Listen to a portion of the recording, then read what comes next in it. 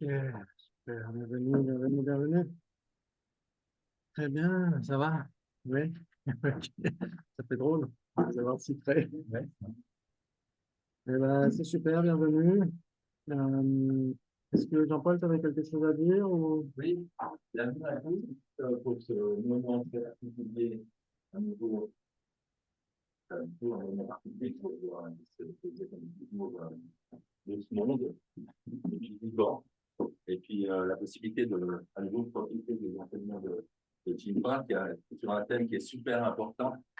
À mon avis, tous les thèmes sont importants, mais ce thème-là, Samsara, Nirvana, je pense que on arrive un petit peu à être plus conscient du sens de Sarah et Samsara, qui n'est pas le parfum de Samsara que Gary porte, certainement. Et puis que Nirvana, que la musique, je l'attends, il est souvent. Ah non, Samsara, Nirvana, c'est pas ça. Ça fait partie de ça, l'un des deux. Des fois, on peut être dans un moment de Nirvana quand on écoute My Girl. Ah, profitez, je ne chante pas souvent. Hein. Profitez. Je ne chante pas souvent. Mais vous connaissez la pub Mars, hein? Mars. Non? Ah voilà, c'était la chanson My Ah, Girl. c'était celle-là, Et je d'accord. pense que c'est pour ça que j'ai retenu, parce que j'aime bien les Mars. Et puis aussi par rapport à tout à l'heure, donc à la fin de la session, je me rappelle plus, j'ai mis 5 heures ou 4h30. 5 heures. Voilà, pour ceux qui veulent rester et participer en fait à un retour qu'on va vous faire sur le meeting qu'on vient de vivre au Népal, enfin qu'on vient de vivre il y a un mois, qu'on vient de vivre à Copan pour le CPMT. Donc si vous voulez, ben, vous pouvez rester, c'est volontiers. À 5 heures, ça devra à peu près 5 à 6. Donc il y a Raphaël aussi du comité qui vient, il y a Hans et Céline qui s'excusent parce qu'ils ont quelque chose d'autre. Et puis il y a Nathalie, donc, alors, on va prendre avec nous la vie dans notre énergie ici. Dans l'énergie nirvana, c'est possible, pas ça, ça.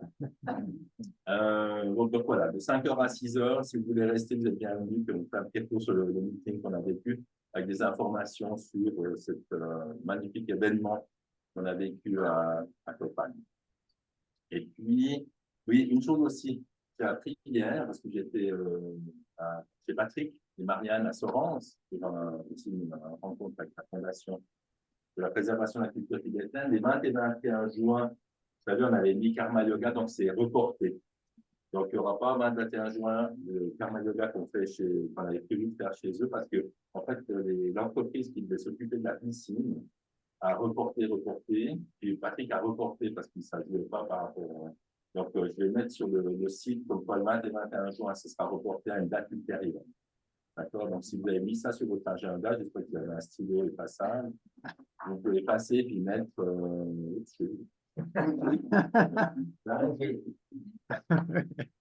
Par exemple, ouais, ou bien exposition, ou bien vacances, ce que vous voulez, ou bien Philippe.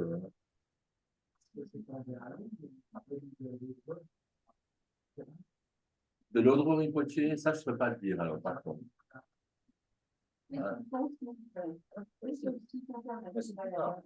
Ouais, c'est en juillet, je crois. Ouais. Par contre, le 4 août, il y aura Charles, le vénérable Charles, qui vient pour un Hyundai, puis après Lausanne, elle sera le deuxième. Et puis en septembre, il y a Geshe Leden qui vient pour faire une retraite sur le calme mental. Voilà, mais ça va apparaître sur le site tout bientôt. Non, non, on ne va pas faire un retraite de calme mental ici. Moi, je pense que c'est seulement ceux qui sont assez avancés sur le calme Les grands mental peuvent yogis. venir ici. Mais ceux qui ne sont pas avancés, c'est mieux de rester sur Sorens, ça sera beaucoup plus calme. Ouais. Oui.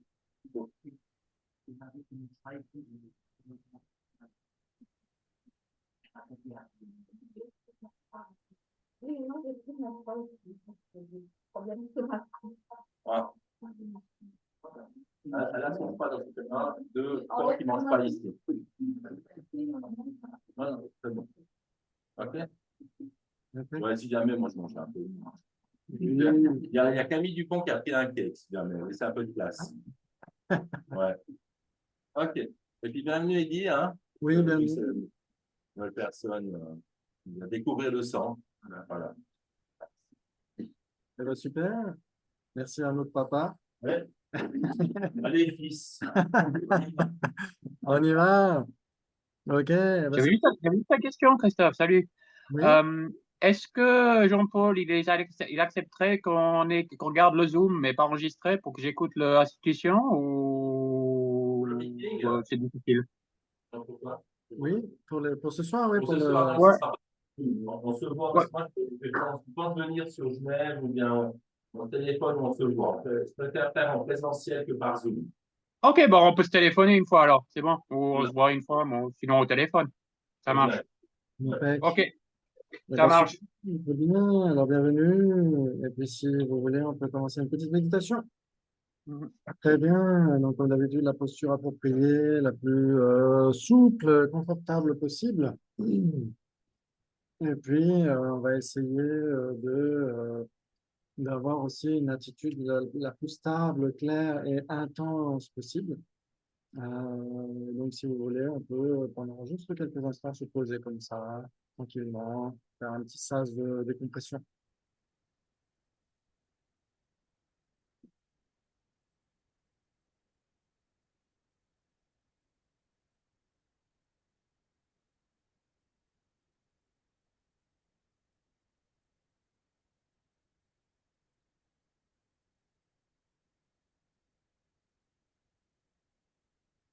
Et si vous voulez, vous pouvez visualiser votre source de refuge, quelle qu'elle soit, que ce soit votre maître racine, que ce soit n'importe quelle source de refuge, que ce soit euh, votre source habituelle, que ce soit les trois joyaux, votre maître racine, que ce soit Jésus, n'importe quelle source de refuge qui vous inspire le plus dans cette existence. Essayez d'avoir une visualisation claire.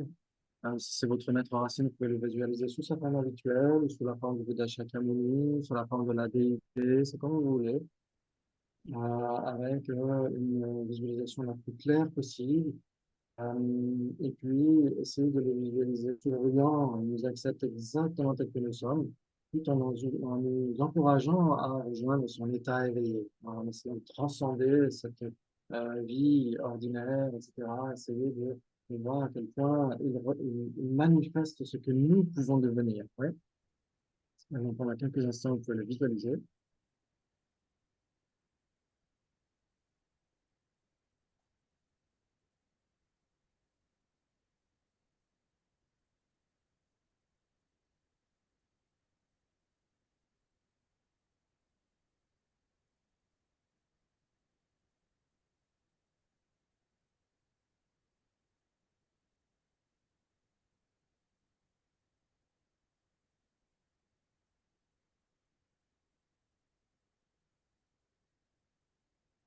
Et visualisez tous les êtres autour de vous aussi. Essayez d'avoir la conviction qu'ils sont là, tout près de nous. Tous les êtres qui sont désespérément à la recherche du bonheur, qui fait des temps sans commencement.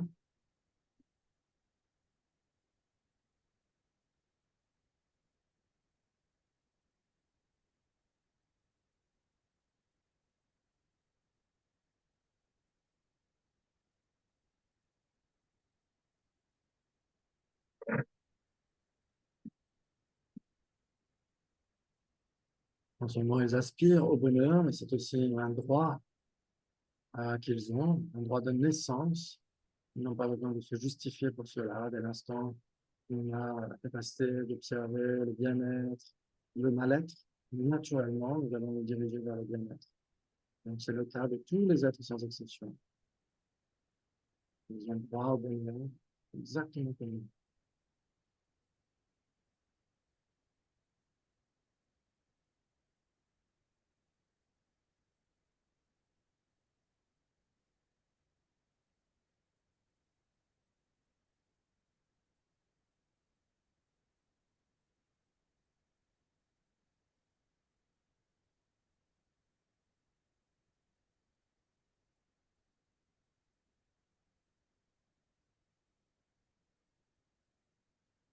Vous pouvez leur souhaiter d'obtenir ce bonheur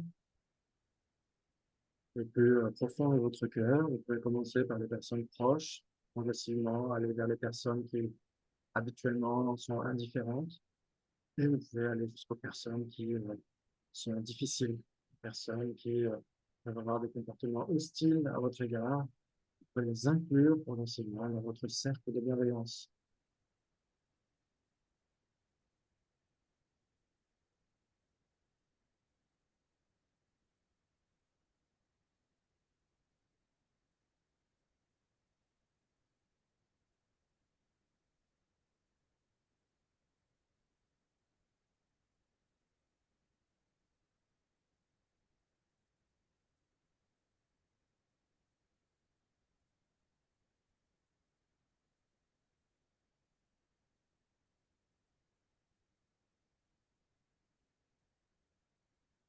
Vous pouvez ajouter à cela la responsabilité universelle, qu'on appelle Sissentinel-Lama.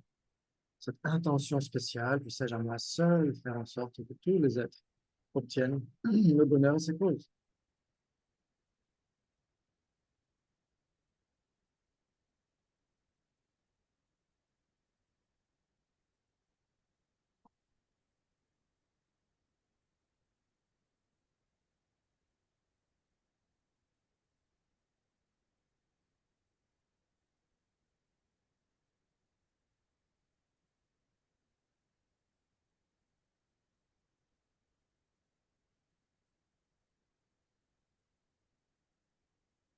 Vous êtes en mesure de le faire. L'important, c'est de perfectionner notre nature entière, la nature de notre esprit, parachever toutes les qualités jusqu'à l'éveil. Vous pouvez cultiver cette attitude splendide, puisse-je obtenir la perfection spirituelle pour aider tous les êtres à en faire autant.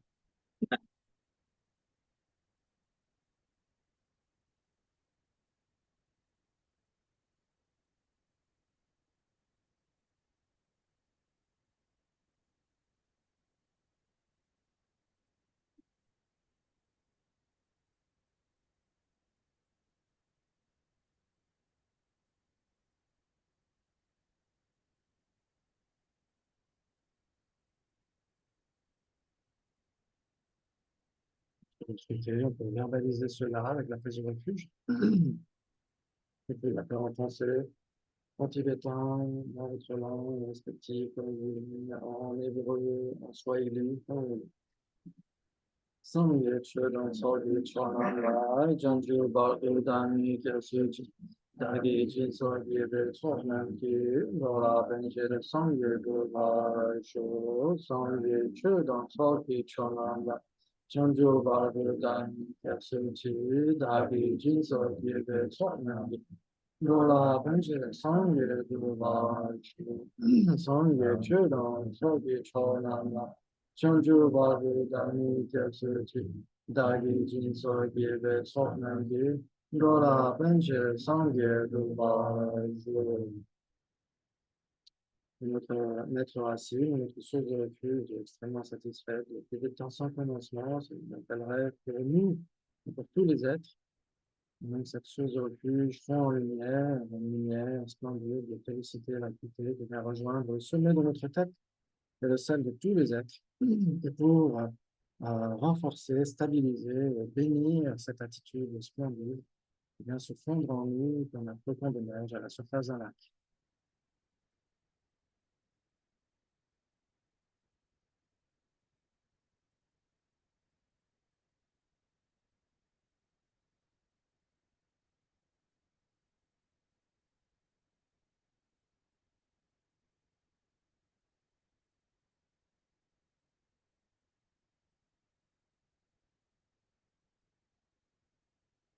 Et quelques instants, cette grande simplicité naturelle dans l'esprit à l'instant présent.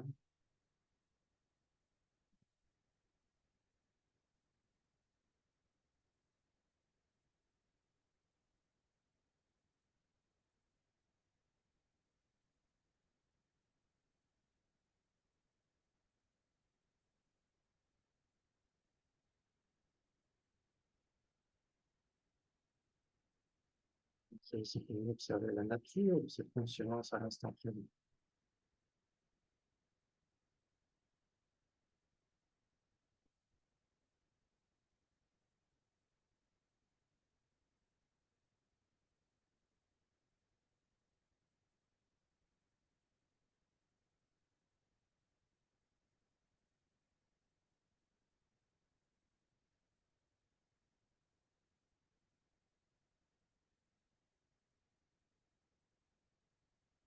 Merci beaucoup.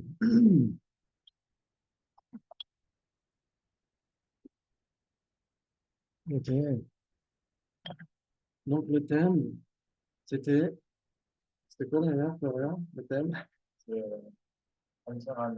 Ouais, exactement. Tout à fait, samsara, nirvana. Qu'est-ce que ça veut dire? Ça veut dire quoi, samsara? On va essayer de faire un inventaire, comme on a dit tout à l'heure. On va essayer d'observer quel est notre problème et quelle est la solution au problème. Ouais, ok. Donc, c'est quoi le samsara? Alors, on peut leur donner des indices. Est-ce que c'est le nom d'un parfum? C'était même le nom d'un magazine à un moment donné, un magazine en France, un magazine bouddhiste qui s'appelait Samsara. Voilà. Attends, non, encore. Il y a plein de Samsara chez toi. Et il y a aussi le nom d'un film. C'est aussi le nom d'un film qui est très bien. Je crois qu'il est boutonné, je ne suis pas très sûr, mais il y a très bien film.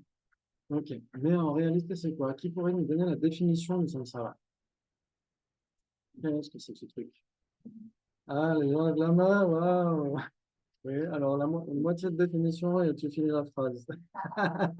Comment? Oui. C'est le cycle de renaissance. Cycle de renaissance. Ok. Oui. Dans un monde infortuné. Ok. Ou incontrôlé. Ok, on pourrait dire ça. Ok. Très bien. Est-ce que les renaissances, en effet, comment est-ce qu'on essaie de le démontrer? Ouais, parce que, est-ce que le samsara, c'est une légende d'il y a 2600 ans qu'on a Bouddha enseigné, ou est-ce que c'est toujours une actualité, quelque chose qui est actuel pour nous ou pas? Il faut essayer de vérifier ça, ouais. Il faut essayer de vérifier. D'autant que le Bouddha a toujours conseillé de ne pas gober tout ce qu'il a dit, parce que c'est lui qui l'a dit. Voilà, c'est pas le jeu Jacques a dit. Ouais, dans le bouddhisme, c'est pas Jacques a dit. On essaie de remettre en question. Est-ce que on essaie de démontrer, est-ce qu'on essaie d'avoir cette conviction que le samsara est possible? Parce que si le samsara n'est pas possible, si le samsara n'est pas possible, autant aller boire un café et tout oublier. Si le samsara n'est pas possible, si on n'a que cette seule existence, quel est l'intérêt de venir le samedi matin, à part voir ses potes et discuter, etc. Dans ce cas-là, oui, c'est sympa. Mais quel est l'intérêt? Ouais, si nos problèmes s'arrêtent avec cette existence, tu vois bien. Ouais, dans le meilleur des cas.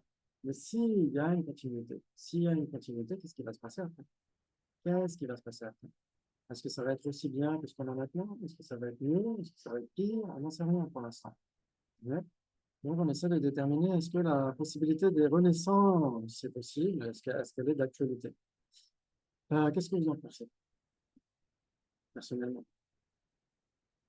Est-ce que c'est juste un acte de foi? Est-ce que c'est parce que le Bouddha l'a dit? Le Bouddha avait l'air de savoir ce qu'il disait. Il a l'air plutôt sympa, il sourit tout le temps. Donc, il a l'air de savoir ce qu'il dit. Qu'est-ce que vous en pensez?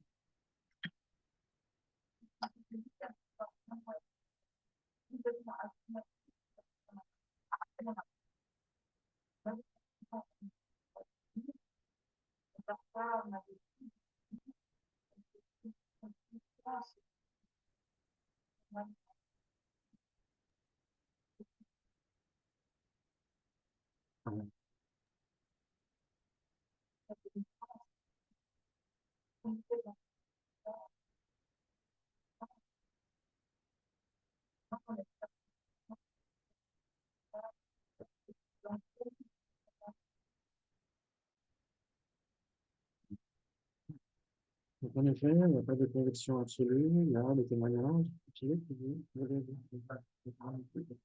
Désolé, il y aurait juste moyen de faire en sorte qu'on peut mieux entendre la salle. Alors, ce que disait Annick, c'est que, il y a une forme de conviction qu'on peut avoir, mais difficile à expliquer. On peut le ressentir dans ses tripes. On peut avoir des indications parfois qui adviennent comme ça.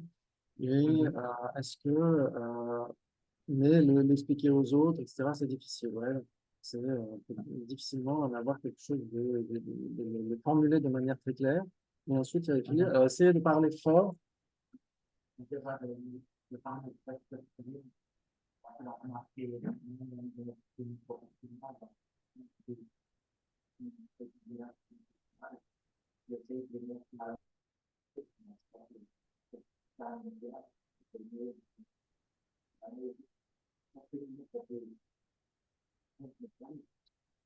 Vous avez entendu sur Internet ou pas?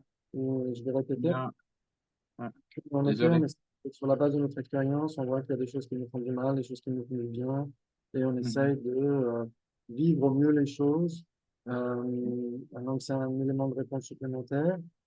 Euh, Mhm. Effectivement, c'est difficile de dire, d'apporter des choses concrètes. Enfin, on peut dire, c'est bien que ça naisse de quelque chose. Il n'y a rien qui arrive sans cause, et ça, on le voit dans la vie de tous les jours. On fait des liens, on revient avec une graine d'un arbre ou d'une arbre. Il y a pas rien qui vient de quelque chose, et bien quand c'est terminé, il n'y a pas non plus rien. Enfin, ça ne serait pas logique. Oui. Donc, on peut déjà se dire, il y a certainement. Vous entendez sur Internet? C'est juste pour savoir si Un peu mieux, mais toujours pas tellement. que, en effet, il n'y a pas d'effet sans cause, Voilà. Mhm. rien ne vient comme ça ex nihilo, et que une fois que c'est terminé, il n'y a plus rien, ça serait pas très cohérent, etc. Ouais, donc, là, Mhm. seulement par rapport à la causalité. Quand on regarde, quand on arrive dans ce cas-là, avec cette situation-là, les personnes sont en meilleure santé, d'autres qui vieillissent, d'autres moins. Pourquoi toutes ces inégalités, quoi? Donc, toute la diversité des Voilà. relations. C'est bien qu'une explication. Donc, il y en a qui ont une mauvaise santé, d'autres une bonne santé, d'autres qui sont dans une situation plutôt favorisée, d'autres non. Et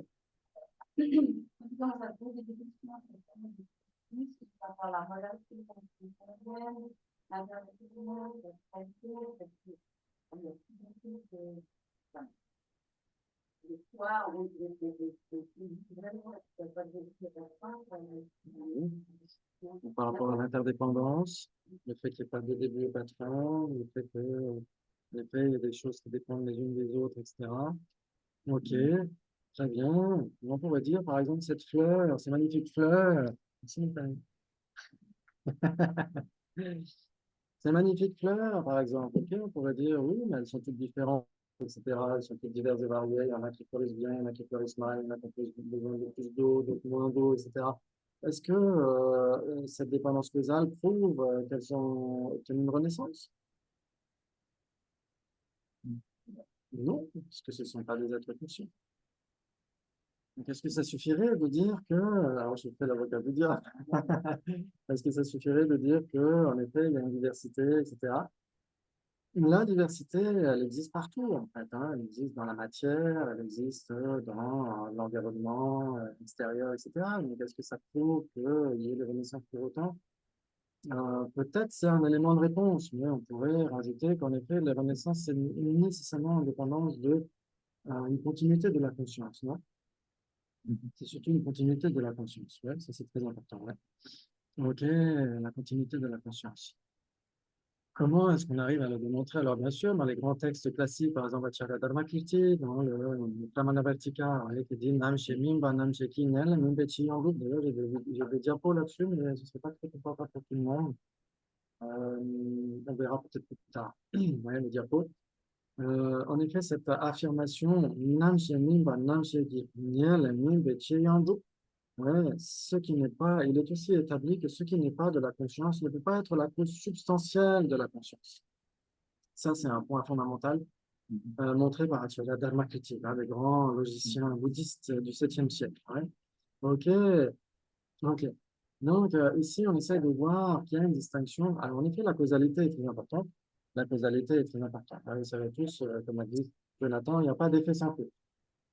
Il n'y a pas d'effet sans cause. Ça, c'est impossible de trouver un effet qui existe sans dépendre des causes. Tout le monde est d'accord. Très bien. Et il y a des causes correspondantes. Ça veut dire que si on veut un thé au jasmin, il faut du thé, du jasmin, de l'eau, de la chaleur, etc. Ouais, on ne va pas faire un thé au jasmin avec du thym et avec du sable, par exemple. Ça ne fonctionnerait pas. Ouais, donc il faut des causes correspondantes. Ça, c'est très important. Et pas une seule cause. Il y a toujours un ensemble de causes. Ça, on l'a déjà vu plusieurs fois. Hein. OK. Et donc, parmi toutes les causes, il y a ce qu'on appelle les causes substantielles et les conditions coopérantes. Ouais, par exemple, pour un pied de tomate, ce serait quoi la cause substantielle? La graine, le pépin de tomate. C'est ça la cause substantielle. Ouais. Et les conditions coopérantes? La pluie, le soleil, la bonne terre. la bonne terre, etc. Ouais, ok. Et donc, en effet, la cause substantielle, ça veut dire quoi? C'est la cause dont l'entité va se transformer pour donner l'entité de l'effet. Ça veut dire que c'est le pépin qui va se transformer pour donner un germe, qui va donner une pousse, qui va donner un pied de tomate. Et on est d'accord là-dessus. Ouais, c'est pas la pluie qui va, dont l'entité va se transformer pour donner le pied de tomate. Le pied de tomate n'est pas fait uniquement d'eau. Ouais. Il est fait à partir d'un ADN, et cet ADN était déjà dans la graine, dans le pépin. Ouais. C'est ça la cause substantielle. C'est l'entité de la cause qui va se transformer pour donner l'entité de l'effet. C'est ça une cause substantielle. Et donc, c'est pourquoi ici, Tchaladerma qui dit Nyalem, Nyalem, il parle de la cause substantielle. Il dit ce qui n'est pas de la conscience ne veut pas être la cause substantielle de la conscience. Ça veut dire qu'il doit y avoir une correspondance de nature entre la cause et l'effet, nécessairement. On ne peut pas espérer des effets discordants par rapport à des causes discordantes. C'est impossible. Ouais. On ne peut pas espérer trouver le bonheur en assassinant les gens, par exemple. C'est impossible. Ça ne peut pas être une cause correspondante avec le bonheur. Ouais. Ok, très bien, très bien. Est-ce que ça vous parle jusqu'à maintenant? Ouais. Oui. Très bien, très bien, très bien. C'est bon. Ok. Et donc, quand on dit en effet que cette conscience a une continuité, de quelle conscience on parle? Est-ce qu'on parle d'une conscience visuelle? Par exemple, là, on regarde une fleur et après on regarde une tasse. La conscience visuelle qui regardait la fleur, elle a disparu. Pour toujours. C'est terminé. Elle n'existe plus. Maintenant, on a une conscience visuelle qui regarde une tasse. Ah, elle n'est pas verte aujourd'hui. Voilà, elle est jaune. Elle est un petit peu. Mais ça, est-ce que c'est une tasse? Ok. Donc, en effet, une conscience visuelle qui regarde une tasse n'est pas une conscience visuelle qui regarde une fleur. Et inversement, une conscience visuelle qui regarde une fleur n'est pas une conscience visuelle qui regarde une tasse. Donc, au moment où on a la conscience visuelle qui regarde une fleur, la conscience visuelle qui appréhende une tasse, c'est terminé, elle n'existe plus. On continue à la cesser. Donc, on peut dire qu'il y a des consciences qui sont produites, qui demeurent et qui cessent pour toujours. Non? Très bien. Et donc, quand on dit la continuité de la conscience, ça veut dire laquelle? La conscience mentale, exactement, la conscience mentale. Voilà, on pourrait dire la conscience mentale, celle qui essaie de méditer, celle sur laquelle on a essayé de méditer tout à l'heure. C'est celle-ci qui médite, c'est celle-ci qui peut obtenir l'éveil, c'est celle-ci qui peut obtenir le nirvana, etc. Ouais, ouais, vous êtes d'accord? Ok, très bien, très bien. Ça, c'est très important. Parce que sinon, parfois, on essaie de méditer, on dit, OK, je vais méditer, je vais essayer de me focaliser sur une fleur, par exemple, sur une bougie, etc., etc. Mais en fait, on fait en sorte que notre conscience visuelle soit simplement attentive à une fleur. Et dans ce cas-là, c'est pas vraiment de la méditation. La méditation, c'est quand la conscience mentale est attentive à quelque chose. C'est ça, la méditation. Ouais, OK, très bien, très bien. Très bien. Et donc, cette conscience mentale, elle a différents degrés. Il y a des niveaux de conscience mentale plus grossières et des consciences mentales plus subtiles, etc. Ça, c'était dans le tout premier module. Le tout premier module qu'on a vu ensemble. C'était quoi? C'était l'esprit, exactement, parce que tout démarre à partir de l'esprit. Tout démarre à partir de l'esprit. Ouais, ok. Très bien. On dirait même que, par exemple, dans certains enseignements, par exemple, dans la tradition Nyingma, par exemple, certains maîtres vont dire que le samsara, c'est d'avoir l'esprit perdu à l'extérieur. Et le nirvana, c'est quand l'esprit revient à la maison. Ça peut être ça aussi. Ça peut être une façon d'expliquer les choses. Peut-être d'une manière un peu poétique, etc. Et d'une manière un peu juste à la louche comme ça. Mais en effet, ça pourrait aller dans ce sens-là. Donc, quand on dit l'esprit parti à l'extérieur et l'esprit qui revient à la maison, on parle aussi là de la conscience mentale, hein, d'un aspect subtil de la conscience mentale. Ok, très bien, très bien. Très bien, très bien. Et donc, alors bien sûr, idéalement, c'est d'en avoir, pardon.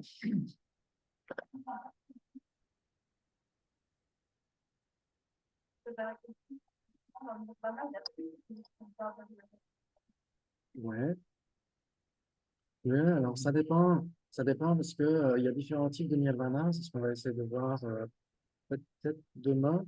Aujourd'hui, on va surtout parler du samsara, donc du problème, et demain, on va parler de la solution. À moins que vraiment ce soit des questions vraiment très brûlantes comme là, à ce moment-là, on peut en parler, mais Si, par exemple, on prend le point de vue de Ariana Gardiner, dans le point de vue de la Samhita, le nirvana, en fait, c'est une absence d'apparence dualiste. Quand la personne a éliminé tous ses voiles affectifs, et en plus, elle est en idéalisation méditative sur la vacuité. Dans ce cas-là, il n'y a pas d'apparence dualiste, en effet. Mais si on parle du nirvana en général, le nirvana, c'est la cessation totale de ce qui nous fait du mal. Nos émotions perturbatrices, les graines de ces émotions perturbatrices, etc. Et quelqu'un qui est dans le nirvana peut très bien avoir des apparences dualistes. Ouais, quelqu'un qui a obtenu le nirvana et qui sort de son absorption sur la vacuité continue de voir des phénomènes conventionnels, etc. Et il y a nécessairement une dualité entre son esprit et une tasse. Son esprit ne devient pas une tasse parce qu'il a pris une tasse. Ouais. Donc en fait, ça dépend du contexte dans lequel on parle. Hein.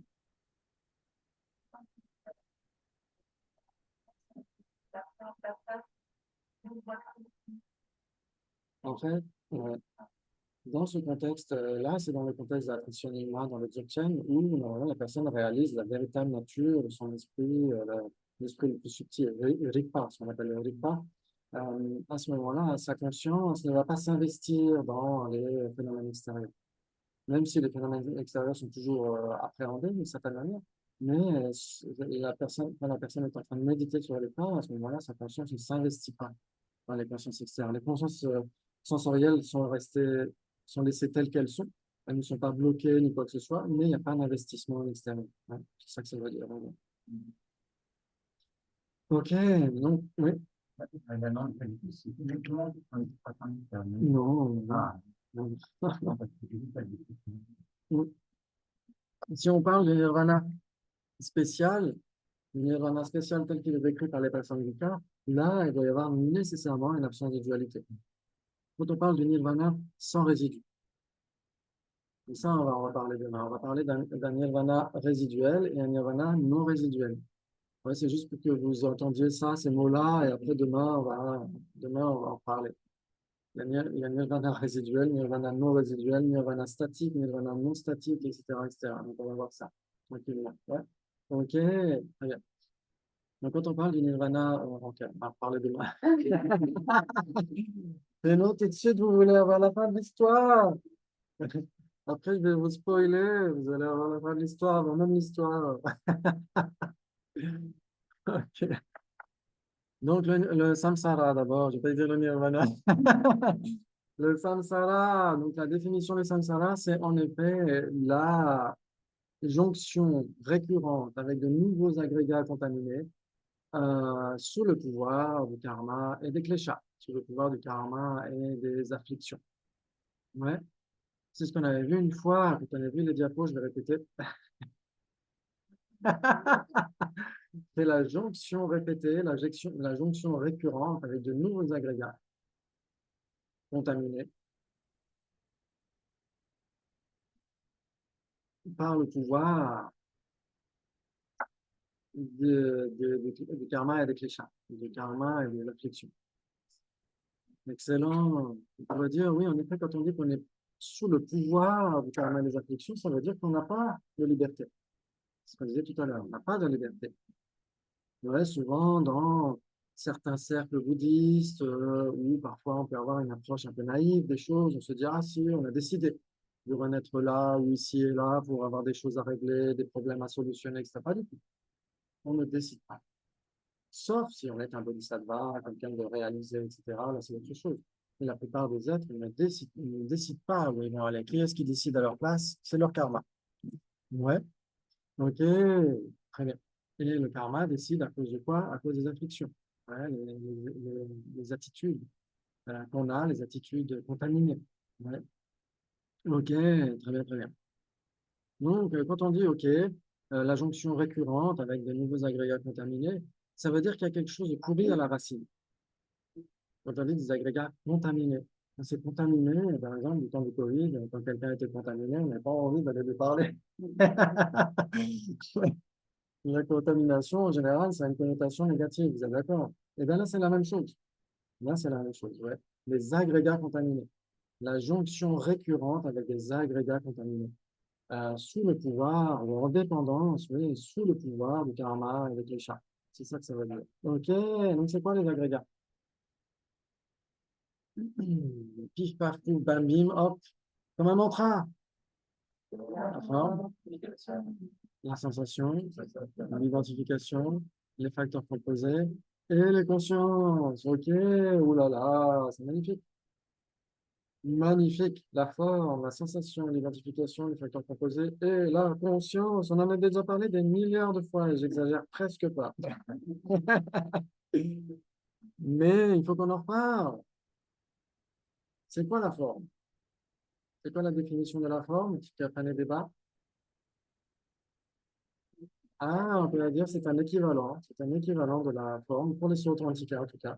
Pour les personnes handicapées, pas nécessairement. Mais en effet, en général, c'est un équivalent de la matière. Exactement, ce qui est approprié pour être une forme. C'est ça la définition. Zusorowa, c'est très facile. Zusorowa, ça veut dire ce qui est approprié pour être une forme. Ah, merci, super, super la définition. Vachement. Hein? Ah, alors ça, c'est la définition de la matière, oui, atomiquement constituée, exactement, atomiquement établie. Exactement. Ok, très bien. Donc la forme, c'est ça, quand on dit qu'on a un corps et un esprit, en gros, et ben, quand on parle de la forme, on parle de quoi? Du corps, exactement. Ouais. Mais quand on parle de l'agrégat de la forme, est-ce qu'on ne parle que du corps? Ah, non. Non, pourquoi? Non, parce que c'est juste pour me contredire. Parce que,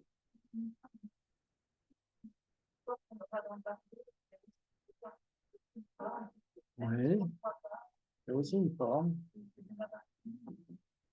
Euh, oui et non, d'une certaine manière. Le corps subtil est déjà là, du point de vue des tantras, etc. Mais le corps du bardo ne peut pas être déjà là parce qu'il est projeté, il fait partie de la prochaine existence. Ouais, quand on décède et qu'on va avoir une nouvelle existence, le bardo, l'état intermédiaire entre cette vie et la prochaine, il est inclus dans la prochaine existence. Il est projeté par le karma qui produit la prochaine existence. Donc, on ne peut pas l'avoir dès maintenant. Hein. Mais le corps subtil, oui. Le corps subtil qui, avec les chakras, avec les canaux, etc., ça en va déjà. Et ça, c'est de la forme aussi. C'est de la forme subtile. Ouais. Exactement, il y a les formes internes et les formes externes. Ouais, les formes externes, c'est quoi, par exemple? Ah, c'est intéressant, ça. Ok, mais ça veut dire que oui, ton nez et ton oreille sont des formes externes pour moi. Ton nez et ton oreille, en effet, sont des formes externes pour moi. Mais est-ce qu'elles le sont pour toi? C'est une bonne question, ça.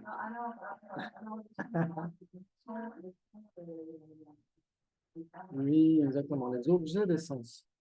Les objets d'essence. Ouais, les objets d'essence, par exemple, cette tasse, cette fleur, cette table, etc. Oui, ils sont des formes externes. Pourquoi ça veut dire quoi, externe, interne? Tout simplement, ça veut dire externe, c'est une forme qui n'est pas incluse dans le continuum de la personne. C'est-à-dire que je peux vivre sans cette tasse. Sans mon téléphone, ce serait un petit peu plus compliqué. Mais sans cette tasse, oui. Ouais. Donc, on peut vivre sans une tasse, sans une table, sans une fleur, sans un téléphone, idéalement. Donc, ça veut dire que ça n'est pas inclus dans notre continuum. C'est ça que ça veut dire. Ouais. Ça veut dire que, on ne ressent pas de sensations douloureuses si on est privé de notre portable, je ne sais pas, mais de notre tasse, etc. On n'a pas de sensations douloureuses. Par contre, si on nous arrache un ongle, là, on le sentirait passer. Ouais. Ok. Donc, on dira que le bout des ongles n'est pas une forme interne. Les cheveux, le bout des cheveux ne sont pas des formes internes parce qu'elles ne sont pas associées aux sensations dans notre corps. D'ailleurs, quand on se coupe les cheveux, on ne souffre pas, heureusement. Ça me fait pas mal. Ouais, vous êtes d'accord. Sauf si on a un truc qui est mal affûté. Dans ce cas-là, oui. Ça fait sens. Hein? Ça fait sens. Quand on s'appelle sans son. Exactement. Mais sinon, ça fait pas mal. Ouais. Ne suscite pas de sensations, mais c'est extérieur. Exactement. Quand c'est, quand c'est séparé de nous, ça n'engendre pas une sensation physique, Oui, mais tactile. une sensation il peut les réduire, hein, par exemple. Oui. Il y a des choses qui peuvent nous faire mal à un certain moment, avec une concentration de Oui. on peut les sentir réduire. Dans ce cas-là, on parlera plutôt peut-être, oui, d'une sensation mentale. Non? Alors, bien sûr, après, oui, par exemple, un bodhisattva, un arya bodhisattva peut donner son bras à quelqu'un sans avoir aucune souffrance. Ça veut dire que son bras n'est pas une forme interne. Ça poserait question. Ouais. On pourrait dire dans l'état ordinaire, dans l'état habituel, si on devait donner notre bras comme ça, juste comme ça, sans anesthésie, ça serait compliqué. Ouais, donc, ça veut dire que notre bras fait partie de notre continuum. Ouais, au moins au cours de cette existence, ou au moins pendant une partie de notre existence, en tout cas. Ouais, donc ce bras est une forme interne, alors que la tasse est une forme externe. C'est assez simple, non? Ça joue? C'est facile? Ok, très bien, très bien, très bien. Ok, donc quand on parle de l'agrégat des formes, c'est toutes ces formes. Ouais, quand le Bouddha il a parlé des agrégats, alors j'ai encore des diapos là-dessus, mais ce serait privé certainement privé. Ou alors il faudrait qu'on écarte légèrement la table. Ouais, si on la met plus en arrière, mais j'ai peur qu'après, si on la joue, ou on peut faire. Ouais, il faudrait que je retrouve le diapo. Ouais, Sans les odeurs et compagnie, c'est aussi exactement. Les sons, les odeurs, etc. Tout ça, c'est des formes. tout ce qui est perceptible par les consciences On pourrait dire, sensorielles. ouais, on pourrait dire tout ce qui est l'objet apparent de nos consciences sensorielles. Tout ce qui est l'objet apparent de notre conscience, de nos consciences sensorielles est nécessairement de la forme. Ouais. Oui, on parle aussi des facultés. On parle aussi des facultés, les facultés visuelles, auditives, olfactives, etc. C'est aussi de la forme, exactement. Tout à fait. C'est de la forme parce que c'est approprié pour être une forme, parce que c'est la définition. Ok, oui, ça, et puis les ingrédients aussi. Les ingrédients, oui, il y a, alors, pour les formes, hein, Ouais. et la main fait partie de la forme. Est-ce que tu voulais dire quelque chose?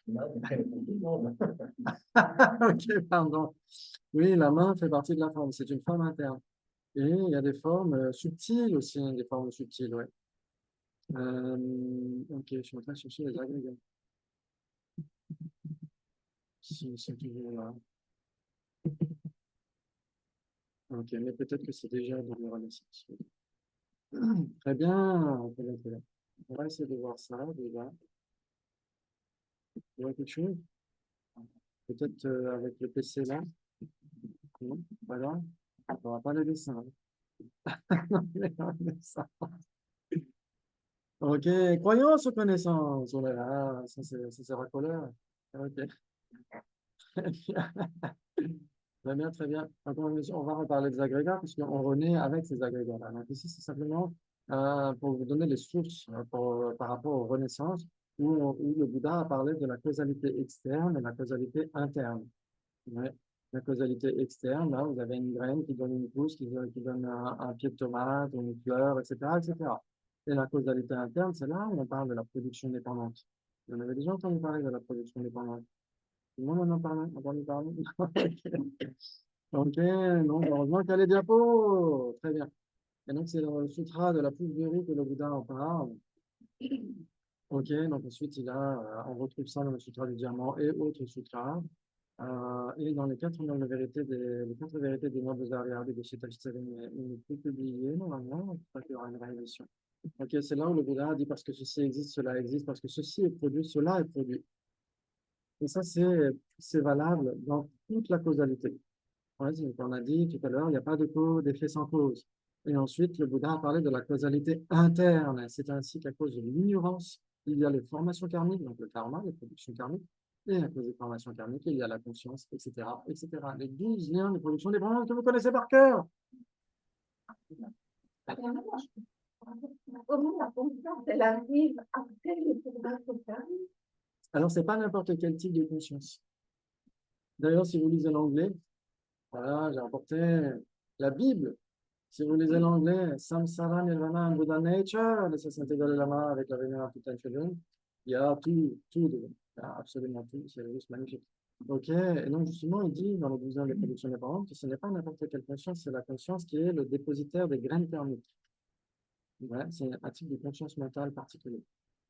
Ok, parce que sinon on dirait, oui, ça veut dire que la conscience est produite par ce qui n'est pas de la conscience. Et là, on contredirait, ah, tu regardes Alma que dit, oh là là, quel blasphème. Oui, la conscience causale.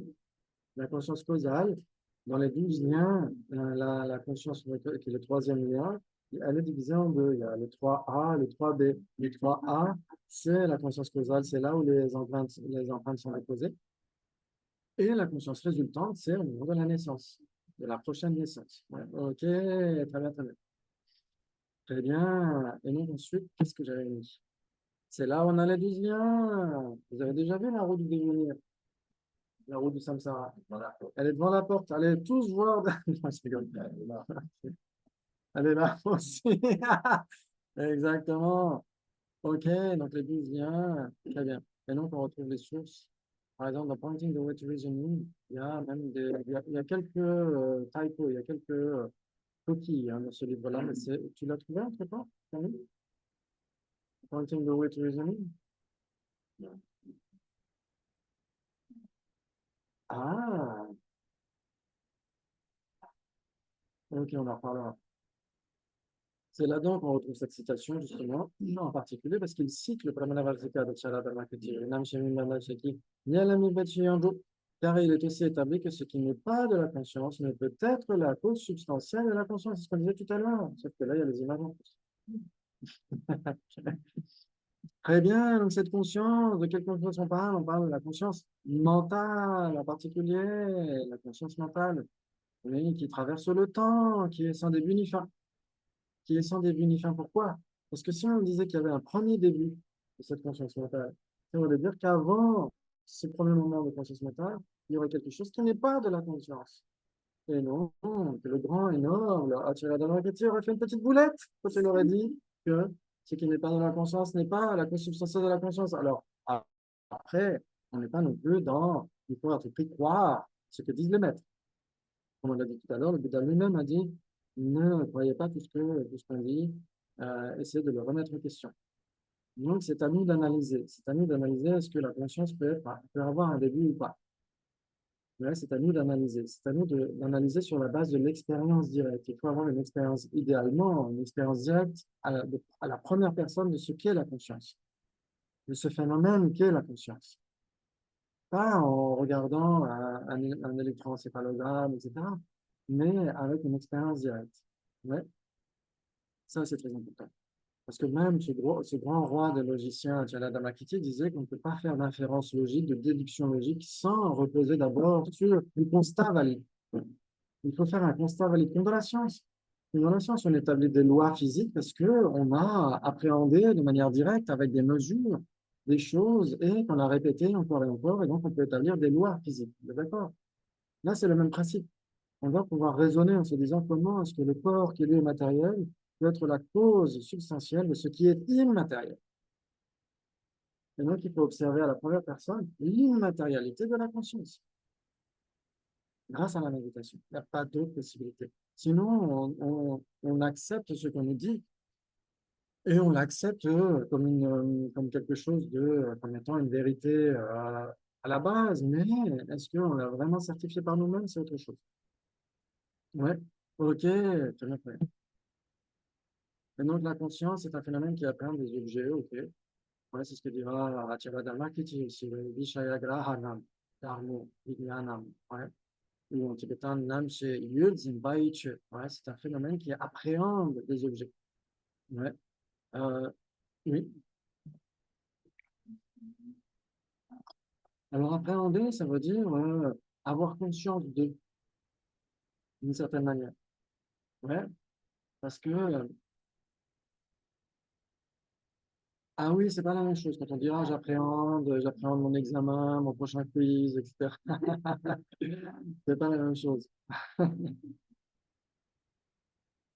Jimba, en tibétain, grahanam en sanskrit, ça veut dire appréhender, ça veut dire saisir d'une certaine manière. Ouais, ça veut dire connaître pour la conscience. Ouais, c'est ça que ça veut dire. Ok, très bien, très bien. C'est la Pramanavartika qui dit ça en chapitre 2. Ok. Et ensuite, la nature de cette conscience. Oui, ça, vous le connaissez par cœur. Ouais, c'est un guide. Je vous ai peut-être déjà emmené le Gaulois. La nature de la conscience, la nature de l'esprit est claire lumière et les souillures sont adventices. Très bien. Donc, la nature de l'esprit, c'est ça qu'on essaie d'observer à la première personne. Alors après, ça ne veut pas dire que ça y est, tout de suite, on pratique le Mahamudra des Tantras, le Dzogchen, etc. On peut avoir une première expérience de la nature grossière de la conscience mentale. Ouais. C'est pas nécessairement la nature la plus subtile dans les tantras supérieurs, dans le Dzogchen ou le Mahamudra Kagyupa. Pas du tout, c'est pas nécessairement le cas. Ça peut être le Mahamudra des sutras tel qu'il est présenté par le Panchen Rinpoche, ouais, le premier Panchen Lama. Et donc, dans ce cas-là, on essaie d'observer ce qu'est cette conscience à l'instant présent et la vacuité de la conscience à l'instant présent. Ça, c'est le Mahamudra des sutras. C'est déjà plus abordable. Ouais. Ok, très bien, très bien. Est-ce que ça vous parle déjà ou pas? Peut-être pas tout, le vocabulaire, parce qu'il y a beaucoup de vocabulaire, désolé. Désolé, désolé. Non, mais Oui, en pratique, c'est autre parce chose. que c'est tout le temps un objet qui vient prendre toute sa place dans la vie. En vrai, Souvent. un son, c'est une pensée, c'est une pensée, Oui, une exactement. sensation, etc.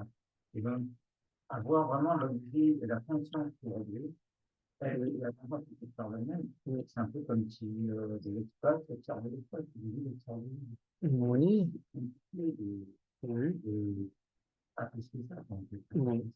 Oui, c'est pour ça que cette sainteté, à chaque fois qu'il conseille ça, par exemple, dans 100 éléphants sur un brin d'air, dans Penser aux autres et dans d'autres textes aussi, euh, où il dit en effet que, et dans les commentaires aussi du texte de Panchanama, où en effet, ça nécessite beaucoup d'accumulation de mérite, de purification de négativité et de prière, d'aspiration faite à notre maître spirituel, etc. Parce que ça dépend toujours d'une lignée de transmission. On ne peut pas faire comme ça, être lâché dans la nature et dire ok, méditer sur l'esprit, etc. On pourrait faire beaucoup d'erreurs, on pourrait comprendre beaucoup de choses. Ouais.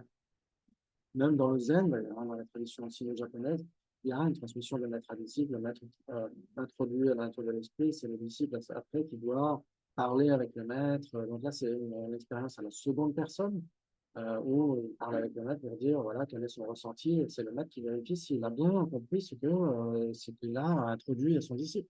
Dans le Dzogchen, c'est pareil, etc. Dans les traditions tibétaines. Ça dépend toujours d'une ligne de transmission.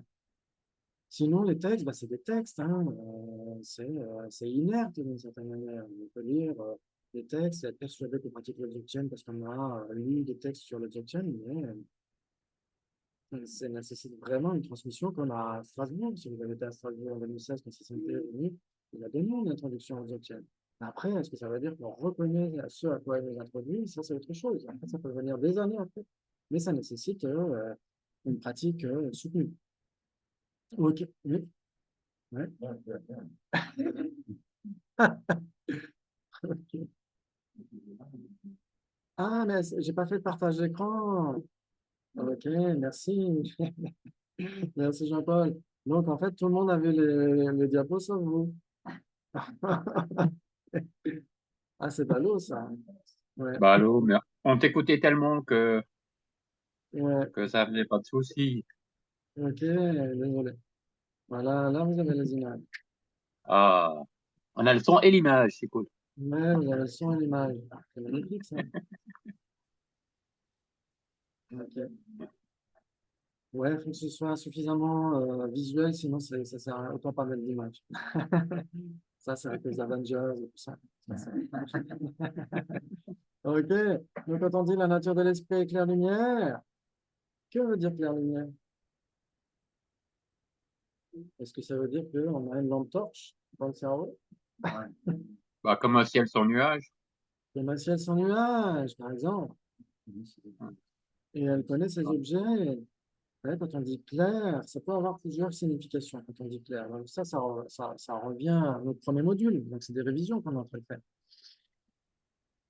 Oui, ça veut dire non, sans obstruction. Ça veut dire ça aussi. Ça veut dire immatériel aussi. Ça peut vouloir dire la vacuité de l'esprit aussi dans certains cas. Ouais, quand on dit clair.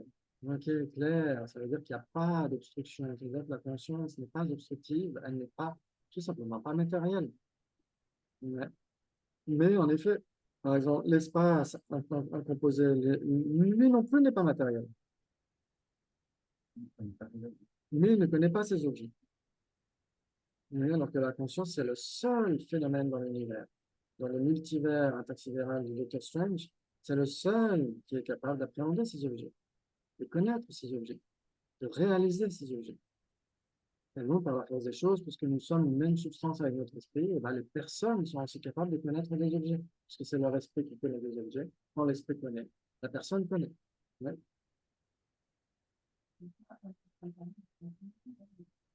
Là, on est en train de parler. Exactement. Oui, exactement. Et après, on va reparler des autres agrégats. Parce qu'on était. Oui, merci. Parce qu'on traite. Oui, c'est incroyable. Ouais.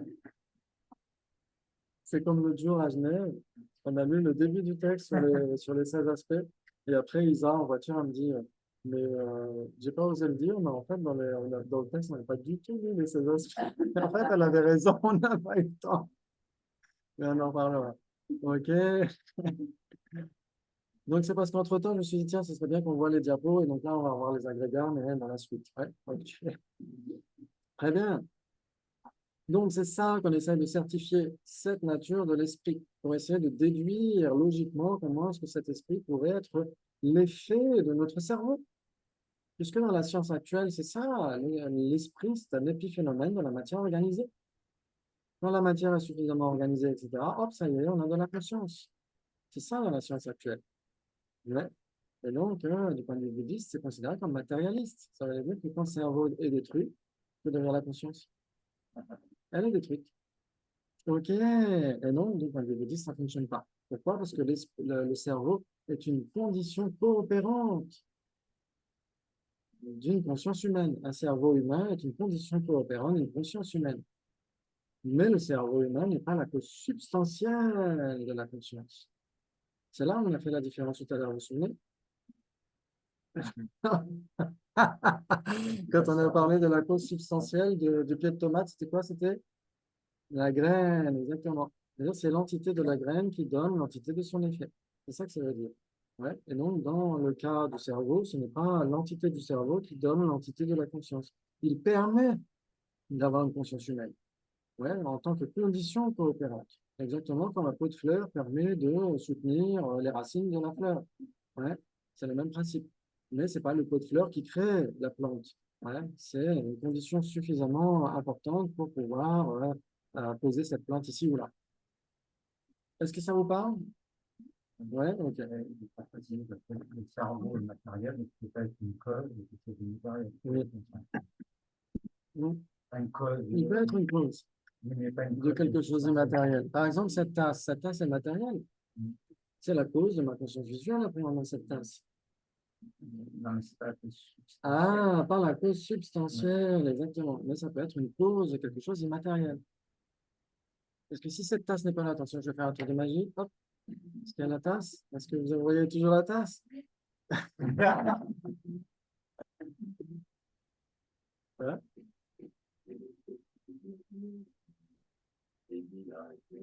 Oui, oui, beaucoup de vocabulaire. Ouais, voilà, pas tout le niveau de Moi non plus, je ne comprends pas tout ce que je dis en même temps. Donc, on va dire que s'il n'y a pas cette tasse, il n'y a pas de conscience visuelle à prendre dans cette tasse.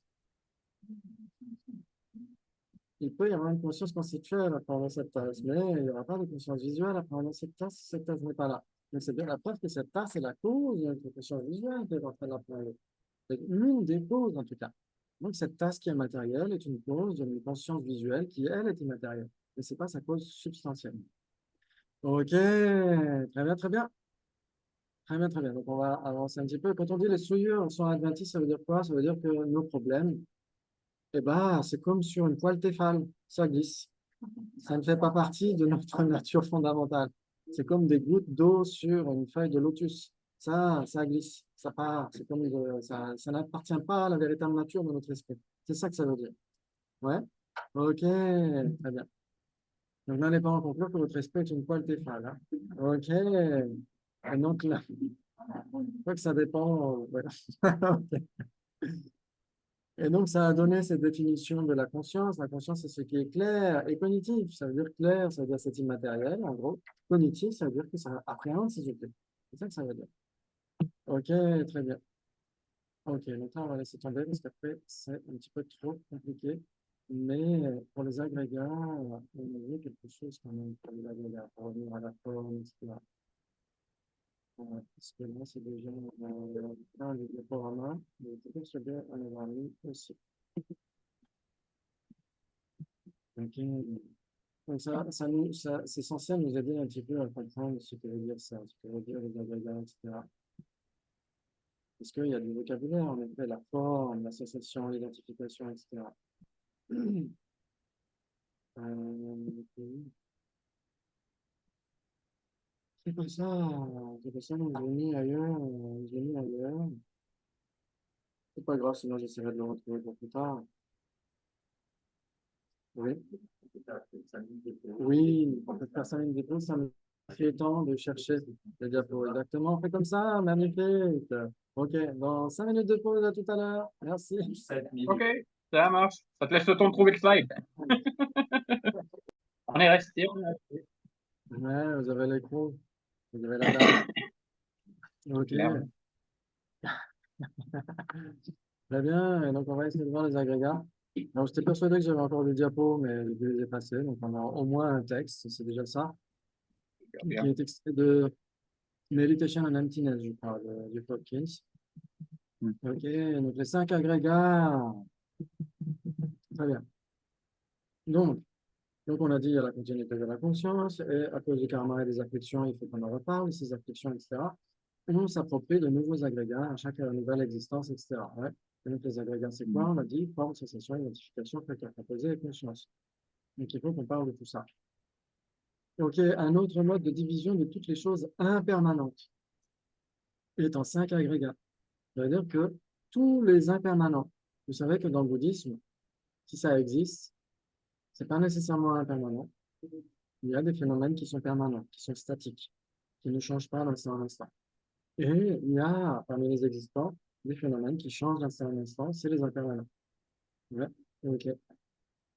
Les tasses, les tables, les personnes, le temps, les univers, multiples et variés, etc. Tout ça, ça change d'instant en instant. Et donc, tous ces impermanents peuvent être divisés en 5 catégories. Ouais. Ou tas, ou empilement. Parce que quand le Bouddha a présenté les skandhas, les agrégats, il a pris un tas de cailloux, un tas de riz, un tas de blé, etc. Et donc, il a parlé de 5 tas.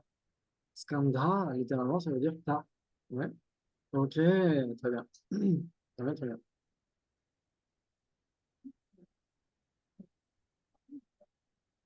Oui, oui, exactement. Oui, on peut le mettre au pluriel. Là, en sanskrit, c'est en singulier, mais ça pourrait être au pluriel. C'est surtout les facteurs composés qui sont nécessairement au pluriel, même en sanskrit. D'ailleurs, il manque en sanskrit, c'est là où il n'est pas. Il devrait l'être avec un A long, mais c'est pas très grave. Pourquoi? Parce qu'il y a nécessairement plusieurs facteurs composés. Il y en a qui sont associés à la conscience, il y en a qui ne sont pas associés à la conscience, donc il y a au moins 2 types de facteurs composés. Et c'est pourquoi ils doivent être toujours au pluriel. Alors que forme, sensation, identification et conscience, on peut dire la forme, la conscience, ou les formes, les consciences, c'est comme vous voulez. Oui, La conscience, oui, exactement. ça fait partie des choses de l'État. Exactement. Ça veut dire que les consciences sont des phénomènes impermanents, ça change d'instant en instant. C'est Une conscience et la conscience mentale, elle change d'instant en instant. C'est-à-dire qu'elle est sans début ni fin, mais ça ne veut pas dire qu'elle soit permanente. Oui, oui, oui, oui.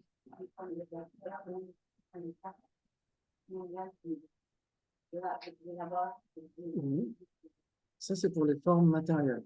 Ouais, ok. Pour les formes, en effet, on a les éléments. La solidité, la fluidité, etc. etc. Ouais.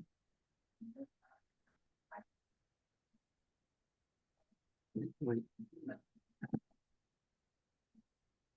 Alors, en fait, si c'est des 5 agrégats, c'est pas nécessairement les 5 agrégats contaminés, mais dans la définition de samsara, un maître samsarique, c'est quelqu'un qui s'approprie de nouveaux agrégats contaminés. Si cette personne n'est pas samsarique, si cette personne est un arat, elle n'a pas d'agrégat contaminé.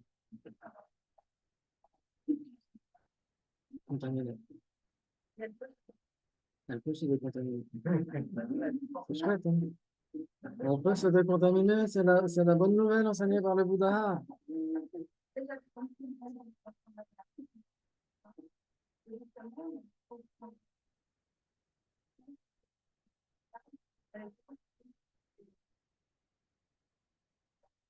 Oui, oui, oui, oui. Oui, ça c'est une question difficile. Quand on dit que la nature la plus foncière de l'esprit n'est pas entachée par les souillures, ça veut dire quoi? Ça veut dire que si par exemple on met de la boue dans de l'eau, est-ce que l'eau, elle perd sa nature d'être H2O?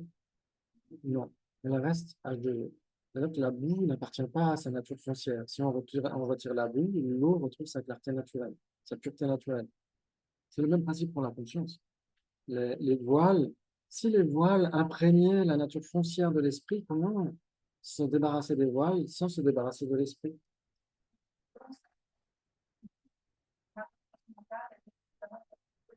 Oui, oui, exactement. Tout à fait. C'est tout à fait ça. On peut, d'ailleurs, on dira que la définition de la nature de Bouddha, c'est, euh, c'était quoi, d'ailleurs? Euh, oui, d'ailleurs, c'est quoi alors? Alors, pourquoi est-ce que c'est toujours moi qui donne les définitions? C'est oui, l'incité de l'esprit associé au souillure. Ouais. Ok, c'est l'incité de l'esprit associé au souillure.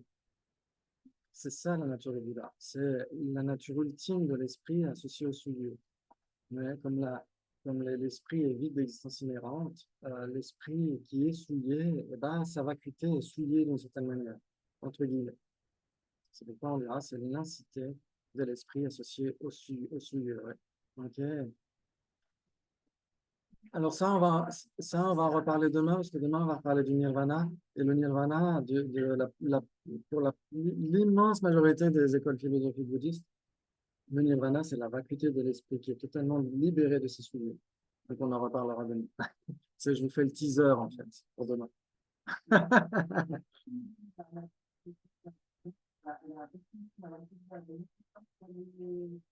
Alors, en général, c'est plutôt pour la 5 du carré.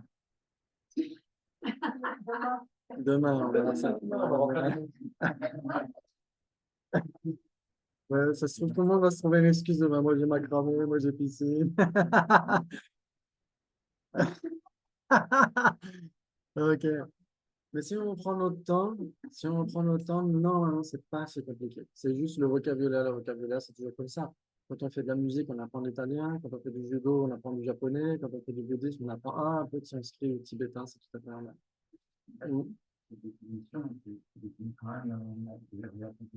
Là, on parle des agrégats. Oui, là, on parle des agrégats. On pourrait dire.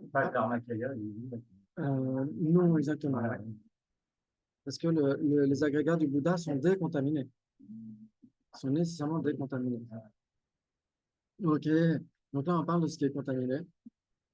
Et donc, les formes. C'est quoi la définition de la forme? Ah, c'est facile. Hein. Oui, ce qui est approprié pour être une forme. Pourquoi il ne donne pas une définition suffisamment explicite? Parce qu'il faut tout simplement l'appréhender. C'est-à-dire, tiens, regarde, ça c'est de la forme, ça c'est de la forme. Tiens, tu entends, ça c'est de la forme, etc.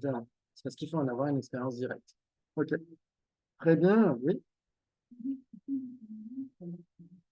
Alors, si on disait tous les phénomènes sont de la forme, ça veut dire que notre conscience serait matérielle. Ça jouerait ou pas? Non. Donc, on dira tous les phénomènes matériels sont de la forme. Exactement. Oui. Un son, c'est pas de la forme? Ah, Ouais. Est-ce que le son, c'est... Alors, c'est vrai qu'on a souvent cette question-là. Est-ce que le son, ce n'est pas un déplacement d'onde d'onde matérielle? Donc, si c'est un déplacement d'onde, dans l'eau, par exemple, dans l'eau, si on entend le chant des baleines, c'est qu'il y a un déplacement, une vibration, etc. Et dans l'air, c'est pareil, il y a un chant, il y a le son, c'est le déplacement d'air. Ouais. Ok.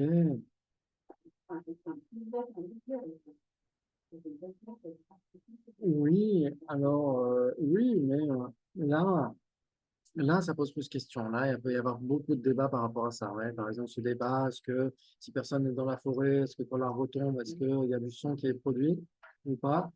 En général, ça donne des insomnies. Donc, on va pas trop en parler. Donc, les formes, est-ce que tout le monde est clair par rapport aux formes? Quand on parle de nos agrégats formels, on parle de notre corps, tout simplement. Ok, très bien. Mais nous n'avons pas qu'un corps, nous avons ici des agrégats qui ne sont pas de la forme. Hein, identification, sensation, identification, facteur proposé, conscience, ce ne sont pas de la forme. Ouais, ok. Sensation, de quoi est-ce qu'on parle? C'est quoi les sensations? Agréable, désagréable et neutre, ouais. Ouais, les sensations. Ouais. Les sensations, ce sont des fonctions cognitives, ce sont des facteurs mentaux qui permettent à l'esprit d'appréhender ces objets. C'est exactement ça. Ouais. Quand on parle ici, le dernier agrégat, les consciences, on parle des 6 consciences principales. Les 5 consciences sensorielles et la conscience mentale.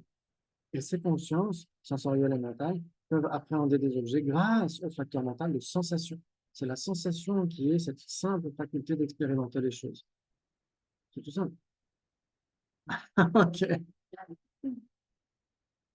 Ah, c'est pas sûr. Pour moi, c'est une grande position. Ok. Quelque chose qui est rajouté par la conscience, Ouais. c'est agréable, désagréable, c'est pas la préhension même des études. Si par exemple, imaginons que on entend soudainement un son extrêmement criard, extrêmement difficile à supporter. Par exemple, quand on est dans un train à côté d'un bébé qui pleure. Ça fait longtemps que ça m'est pas arrivé. Mais ça sent le vécu quand même. Un son extrêmement criard, etc., qui nous tue le tympan d'une certaine manière. Est-ce que c'est agréable ou désagréable? Pour nous, c'est désagréable. Pour sa maman, c'est peut-être agréable. Voilà. Ça dépend. Ça dépend. Ça dépend. C'est pas une caractéristique même de l'objet. Alors, en fait, il y a des sons agréables, des sons désagréables. Alors, ça Par n'appartient pas à la nature de l'objet, parce que ça dépend aussi de nos empreintes.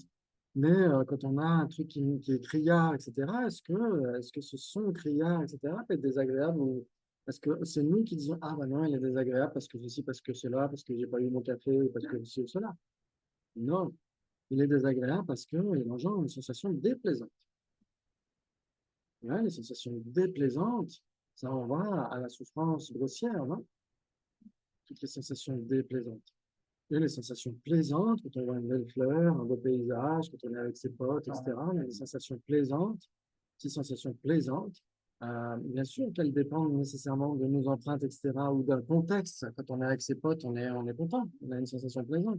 Je pense que l'identification vient juste avant. C'est l'identification qui donne la coloration et la sensation. Alors en fait, l'identification et la sensation, elles sont concomitantes.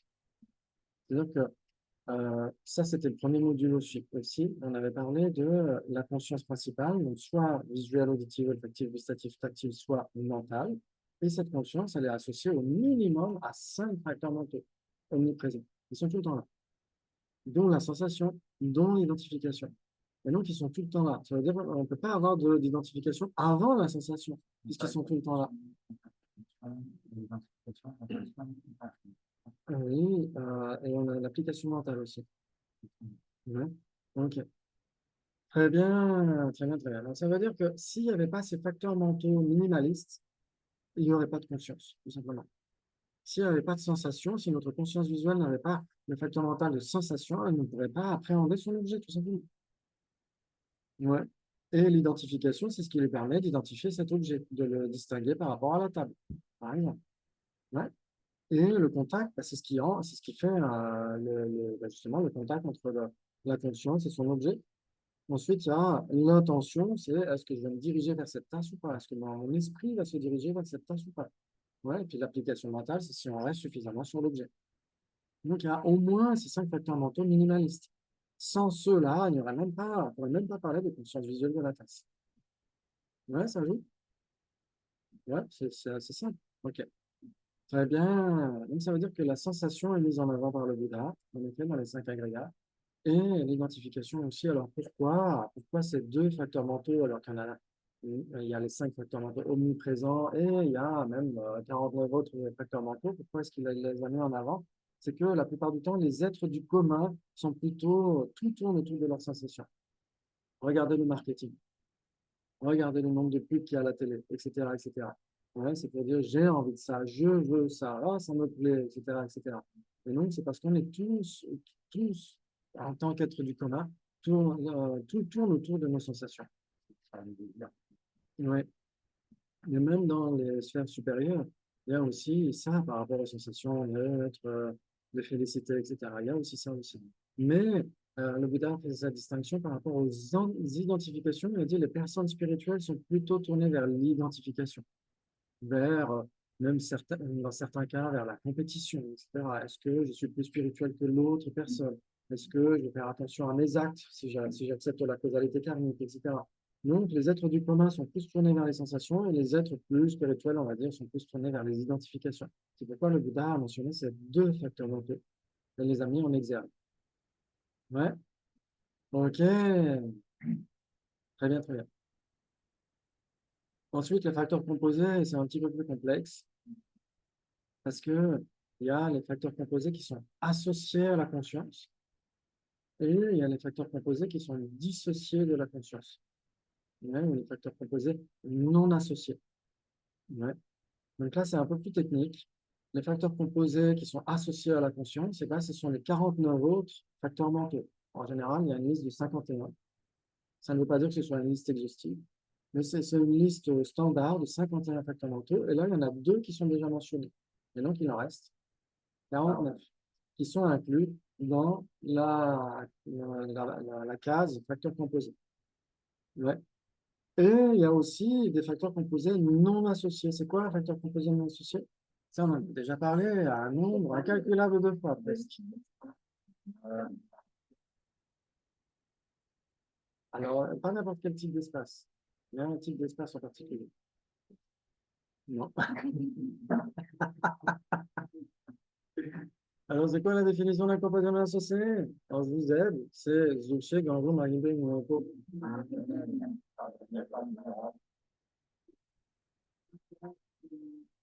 Et voilà, exactement. Un impermanent qui n'est ni forme ni conscience.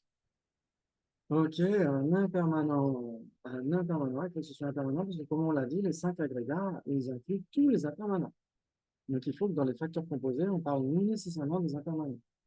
Ouais, donc ce sont des impermanents qui ne sont pas des formes et qui ne sont pas des consciences. Ouais, par exemple, le temps, par exemple, une journée, une heure. Ouais, une heure, c'est impermanent, ça change d'instant en instant. Mais une heure n'est pas matérielle. Une heure n'est pas de la conscience non plus.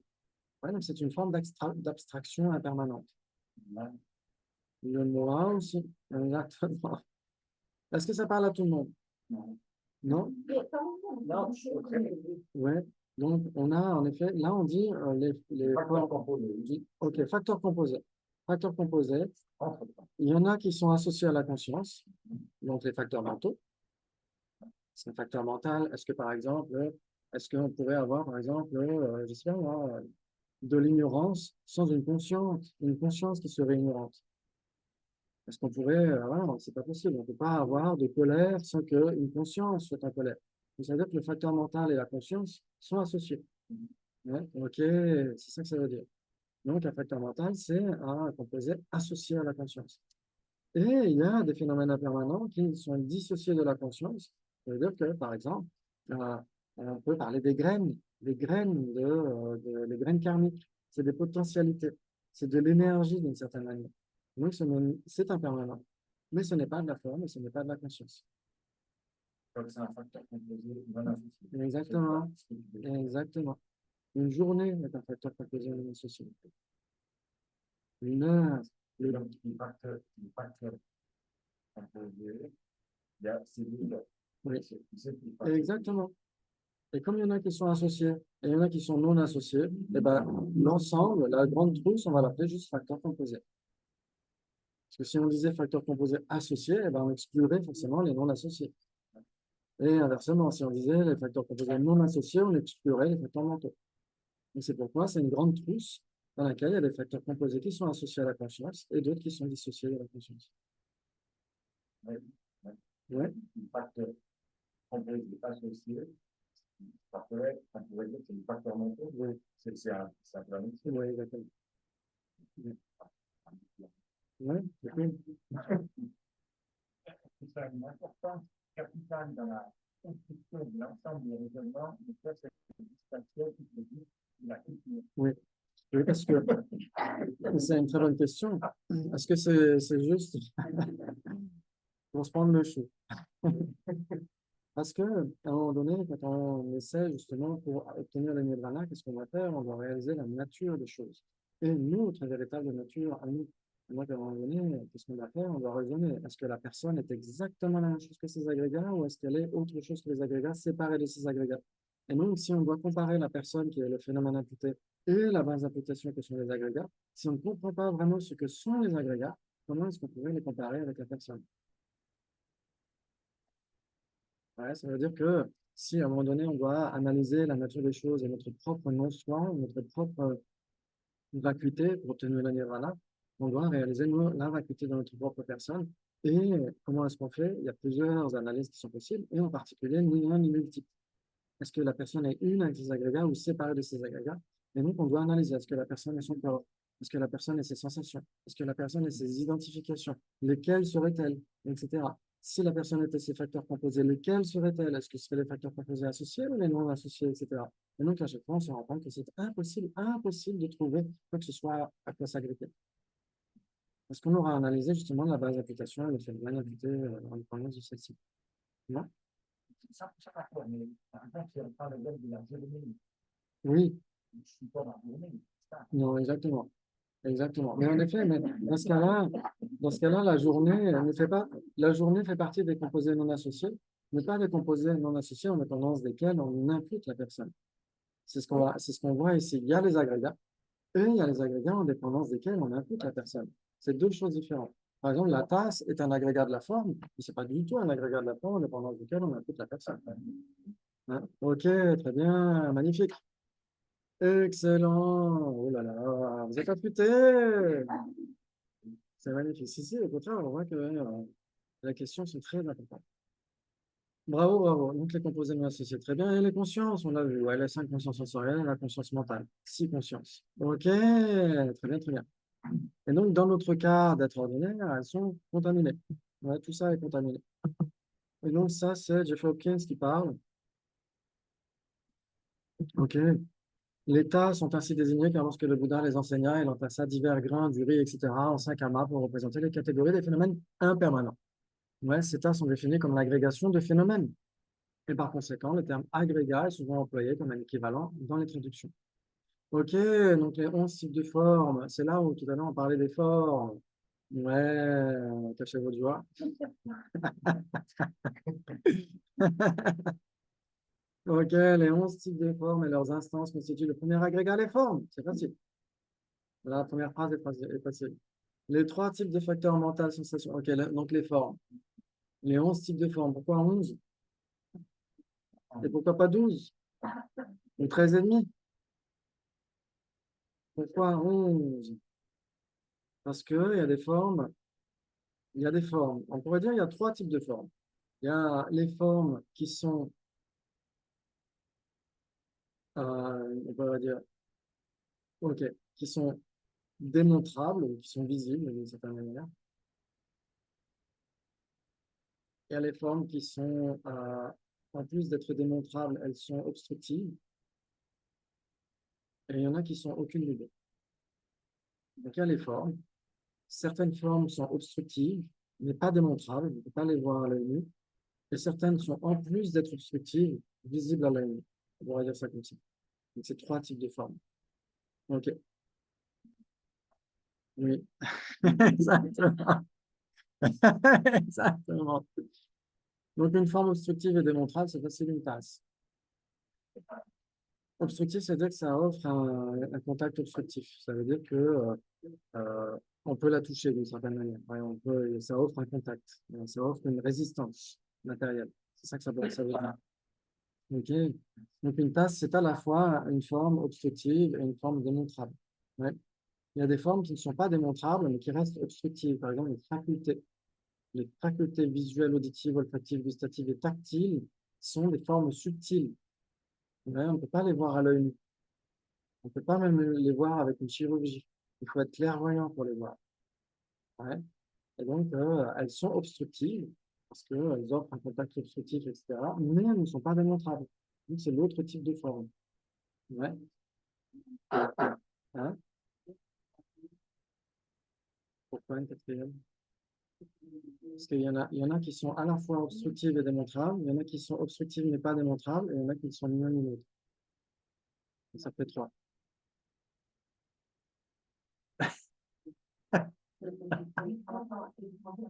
Ah, ok, donc il y en a qui sont à la fois obstructives et démontrables. Celle-là, elle est démontrable, on peut la montrer, et elle est obstructive, elle offre un contact obstructif. Il y en a qui sont indémontrables, donc qui ne sont pas visibles, on pourrait dire, mais qui sont obstructives, les facultés visuelles, auditives, olfactives, etc. Et il y a celles qui ne sont ni démontrables, ni obstructives.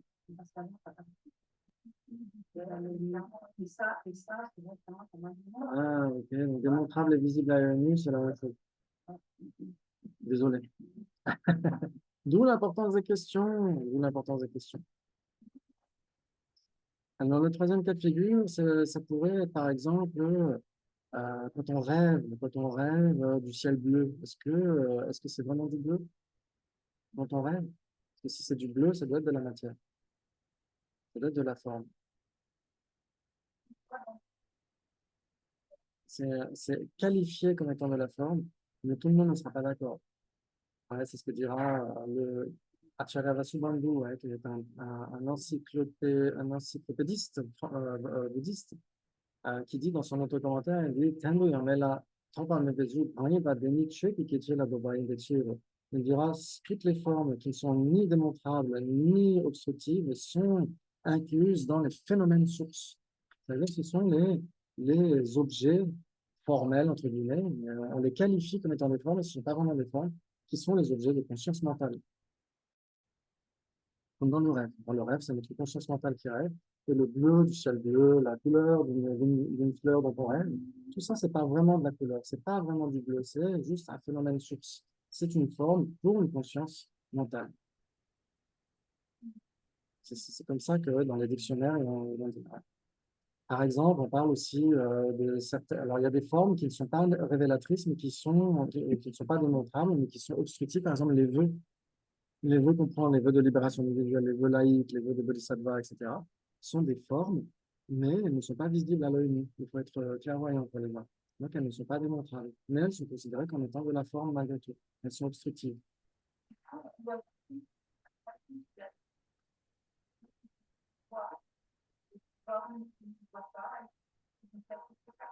Mm. Ouais, les grands yogis, les clairvoyants savent si quelqu'un a toujours ses vœux intacts ou pas. Magnifique, ça. C'est chouette. Ok. Alors, ce sera les phénomènes sources. C'est là où, justement, la plupart des écoles vont dire, ben non, ces formes non obstructives, comment est-ce que ça peut être de la forme? La forme doit être obstructive. Donc, dès l'instant où c'est ni démontrable ni obstructif, ça va être qualifié comme un phénomène source, une forme, entre guillemets, pour une conscience mentale. Pour moi, l'image du rêve, c'est un niveau subtil, c'est quand même. Parce que ça, Ouais. c'est les figures, ça Oui. Alors, quand on dit obstructif, il peut y avoir des questions là-dessus. Par exemple, personnellement, quand je parle je parle de voile et pas d'obstruction. Parce que, par exemple, une affliction, c'est un voile, mais elle ne fait pas obstruction puisque c'est de la conscience. Elle n'a pas de contact obstructif. C'est pour ça, jamais je ne parle d'obstruction quand je parle des voiles. Mais à la FMT, on parle souvent des obscurcissements. Dans ce cas-là, c'est plus juste, en effet. Ça obscurcit l'esprit, mais ce n'est pas obstructif. Ouais. En anglais, c'est obstruction. Donc, c'est là où ça peut poser question. Et c'est un faux ami, exactement. Ouais. Tout à fait.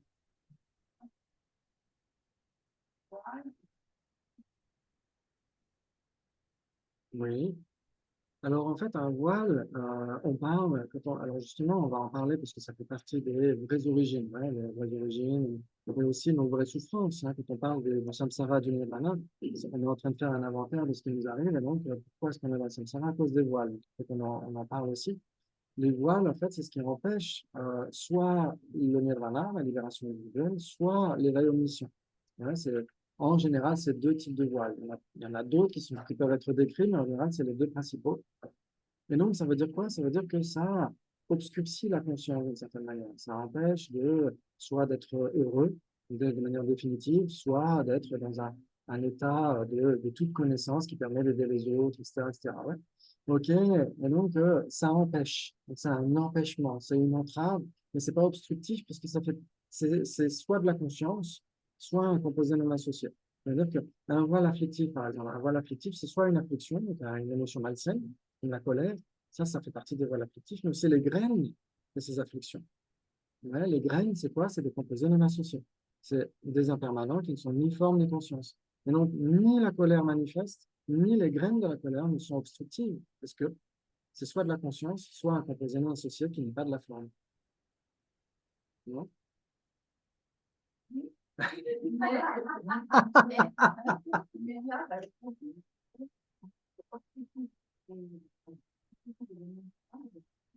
Oui.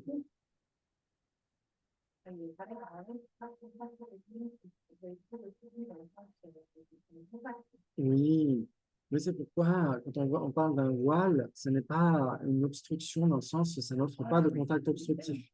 C'est pour ça que personnellement, moi, je ne parle pas d'obstruction. Exactement. Mais en anglais, il y a des obstructions, je crois qu'on dit cognitive obstruction, etc. En anglais, il y a des obstructions. Donc, ça peut donner l'impression que alors oui, ça empêche quelque chose, ça empêche d'être heureux, ou ça empêche d'être omniscient, etc. Mais ça n'empêche pas dans le sens où ça offre un contact obstructif. C'est pour ça que c'est un faux ami, en effet, qu'on dit. Oui, c'est un obscurcissement. D'ailleurs, la vitalité, c'est traduit comme ça.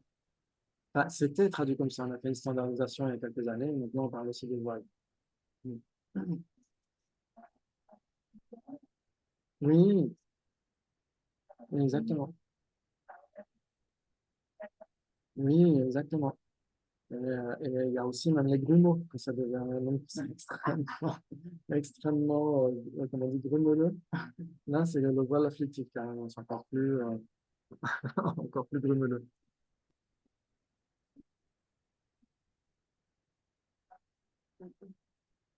Alors, en fait, là, c'est vraiment le terme approprié. Antivita topa. Topa, ça veut dire qui offre une obstruction, qui empêche le passage. Topa, avec un H. Ouais. Une résistance, ouais. Exactement. Qui offre une résistance matérielle externe. Ouais. C'est ça que ça veut dire, en fait.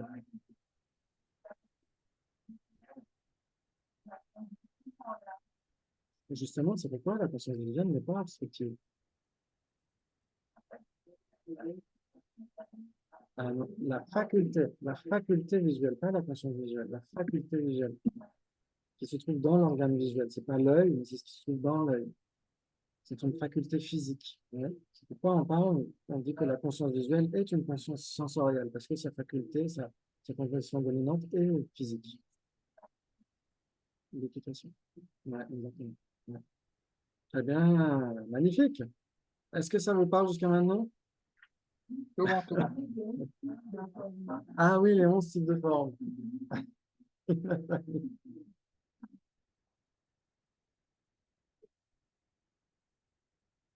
Ah, très bien. Il y a d'abord si, et après il y a Alors, les 11 types de formes, c'est facile. 5 formes visibles, comment dire, les formes des consciences sensorielles, les formes internes qui sont les facultés correspondantes, et les formes non révélatrices. Tout simplement. C'est 11.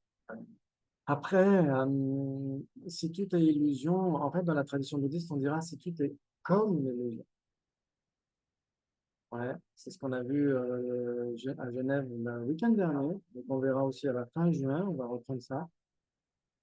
On a dit qu'en effet, que la tasse n'est pas établie par l'ignorance.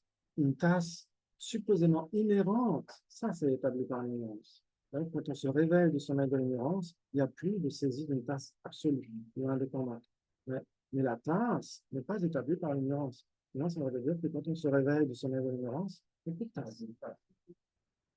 Donc, le Bouddha ne pourrait pas savoir s'il parle à Subhuti, Shariputra, etc., puisqu'ils sont censés ne plus exister, mais ce sont des vérités conventionnelles. Donc, il continue de savoir à qui il parle parce que Subhuti, Shariputra sont existent conventionnellement.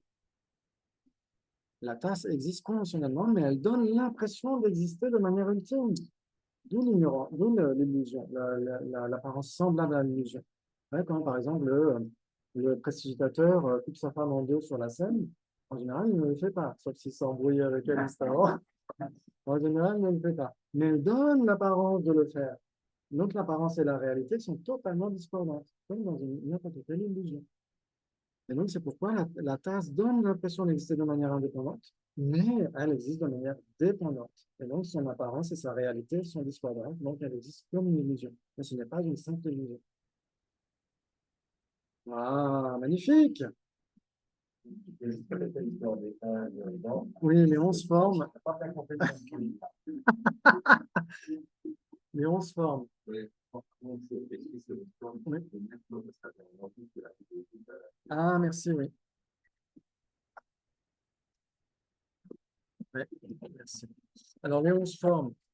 Donc, en fait, tout ce qui se manifeste directement à nos yeux, à nos consciences visuelles, auditives, olfactives, gustatives, tactiles, tout ça, c'est de la matière.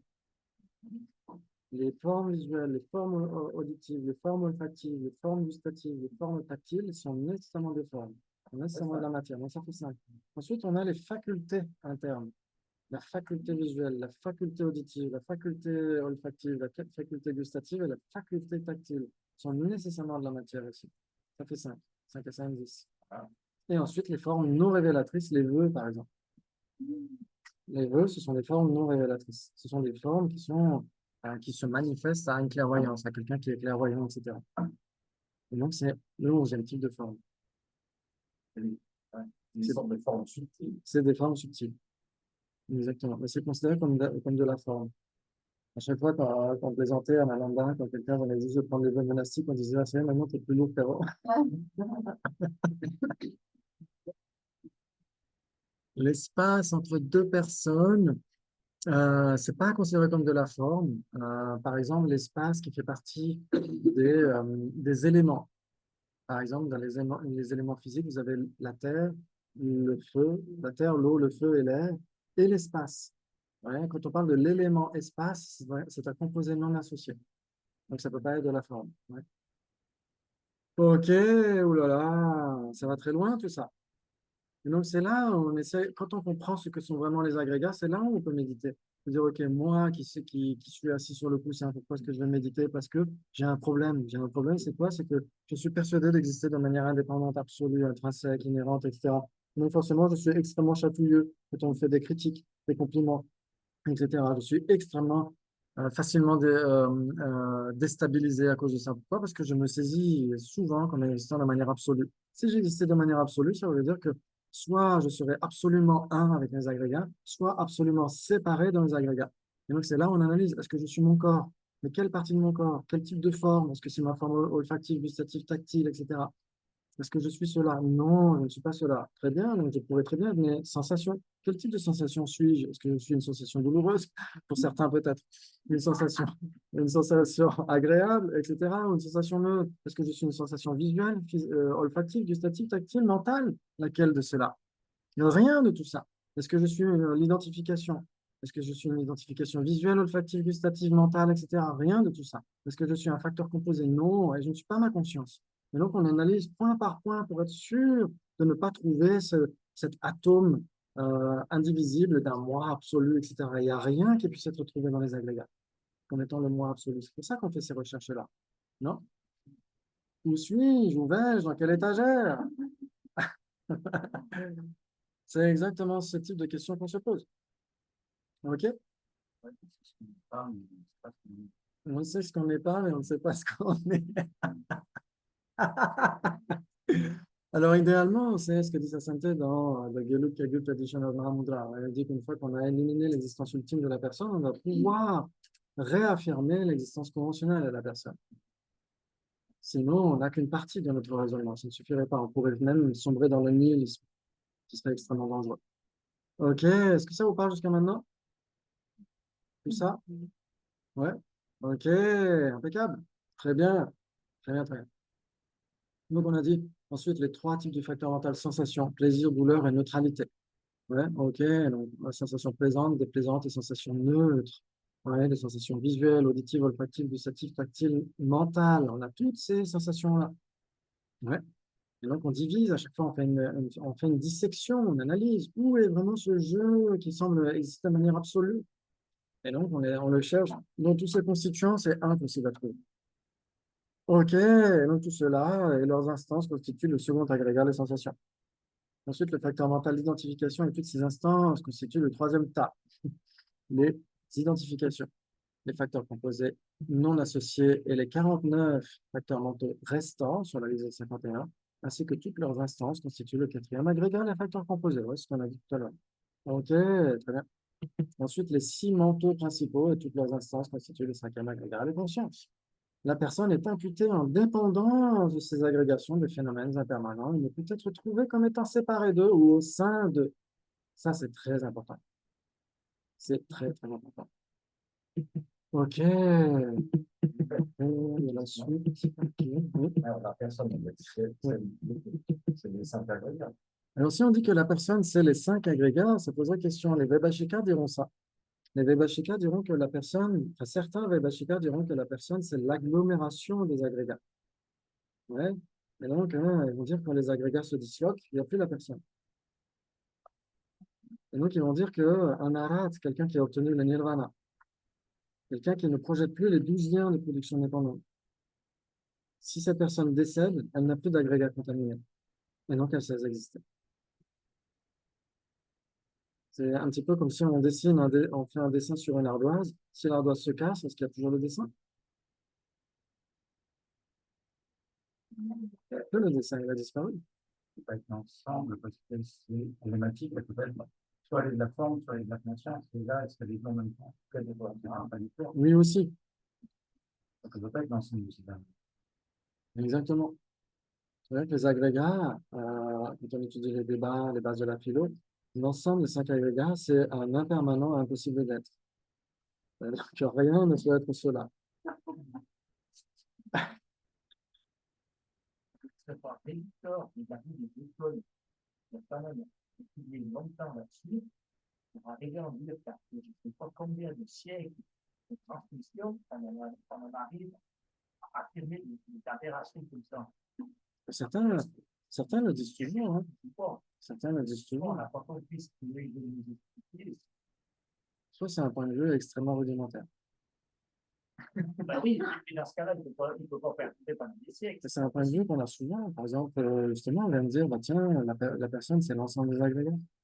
Si on dit la personne est l'ensemble des agrégats, après qu'il n'y a plus d'agrégats contaminés, il n'y a plus de personne. Ça, c'est ce qu'on n'a pas réfléchi. Ou peut-être qu'on a bien examiné les choses. On se dit finalement, la personne, parce que les Vaibhashikas, ils sont très malins, malgré tout, hein, ils sont extrêmement malins, mais ils vont dire que la personne, c'est une vérité relative. Pourquoi? Parce que c'est l'agglomérat des briques de Lego, en fait. Les briques de Lego, c'est ça, c'est les vérités ultimes, ça résiste à l'analyse ultime. Il suffit de marcher sur une brique de Lego, on sent bien, on sent bien que ça résiste. Et donc, une brique de Lego, c'est ça pour eux, les vérités ultimes, parce que ça résiste à l'analyse. Ça veut dire on peut diviser encore, on retrouve encore de la forme, on retrouve encore de l'identification, encore de la sensation, etc. Par contre, la personne, vu que c'est l'agglomérat de tout ça, la personne est une vérité relative. Donc, ils sont très malins dans leur stratégie pour se dessaisir par rapport au fait que la personne serait une vérité absolue, indépendante, etc., etc. Ils sont capables de dire que la personne est une vérité relative grâce à ce raisonnement. Donc, c'est quand même très malin. Ouais. C'est vrai, si on cherche, si on dit, OK, si la personne, c'est la matière, OK, quelle matière? Est-ce qu'une particule est de la personne? Comment est-ce qu'une particule infinitésimale pourrait être une personne? Rien de tout ça n'est de la personne. Un moment infinitésimal de sensation, un moment infinitésimal de conscience, etc. Comment est-ce que ça pourrait... C'est très impersonnel. Donc, c'est très convaincant comme stratégie. Exactement. Alors ça, c'est à toi de décider. C'est à toi de décider si tu es d'accord ou pas. La personne est une vérité relative, mais dans ce sens très précis d'être l'agglomérat des agrégats contaminés. Et donc, s'il n'y a plus d'agrégats contaminés, il n'y a plus de personne. S'il n'y a plus d'ardoise, il n'y a plus de dessin sur l'ardoise. C'est ça le problème. Dans les écoles mahayanistes, on va dire, c'est uniquement les agrégats contaminés qui cessent d'exister. Les agrégats non contaminés, eux, continuent. Et donc, la personne continue. Est-ce que ça joue ou pas? Ok, magnifique. On peut faire quelques dégâts pour aller manger. Essayez quand vous allez manger de penser à tout ça, de vous dire, ok, qui est-ce qui mange? Est-ce que c'est mon corps qui mange? Est-ce que c'est ma conscience qui mange? Qu'est-ce que je mange? Est-ce que je mange des particules infinitésimales? Etc., etc. Essayez de vous poser encore ces questions-là, si ça vous dit, bien sûr. Et on peut dédier, bien sûr, à la longue vie des grands maîtres pleinement qualifiés comme Saint Dalai Lama et au fait que le Dharma puisse perdurer pour que nous puissions continuer de le comprendre pour nous débarrasser définitivement du samsara et obtenir la libération et l'éveil pour le bien de tous les êtres. Merci beaucoup et à tout à l'heure. On reprend à quelle heure? 2 heures? Ok. 2 heures en rond? 2 heures, ouais. Ok. Ouais. Si vous en avez envie de plus, ok, mais 2 heures, ça devrait le faire. Ça permet, si vous voulez faire la sieste entre-temps. Ok, merci, à tout à l'heure. Ok, à tout à l'heure, merci Christophe. Salut tout le monde, bon appétit.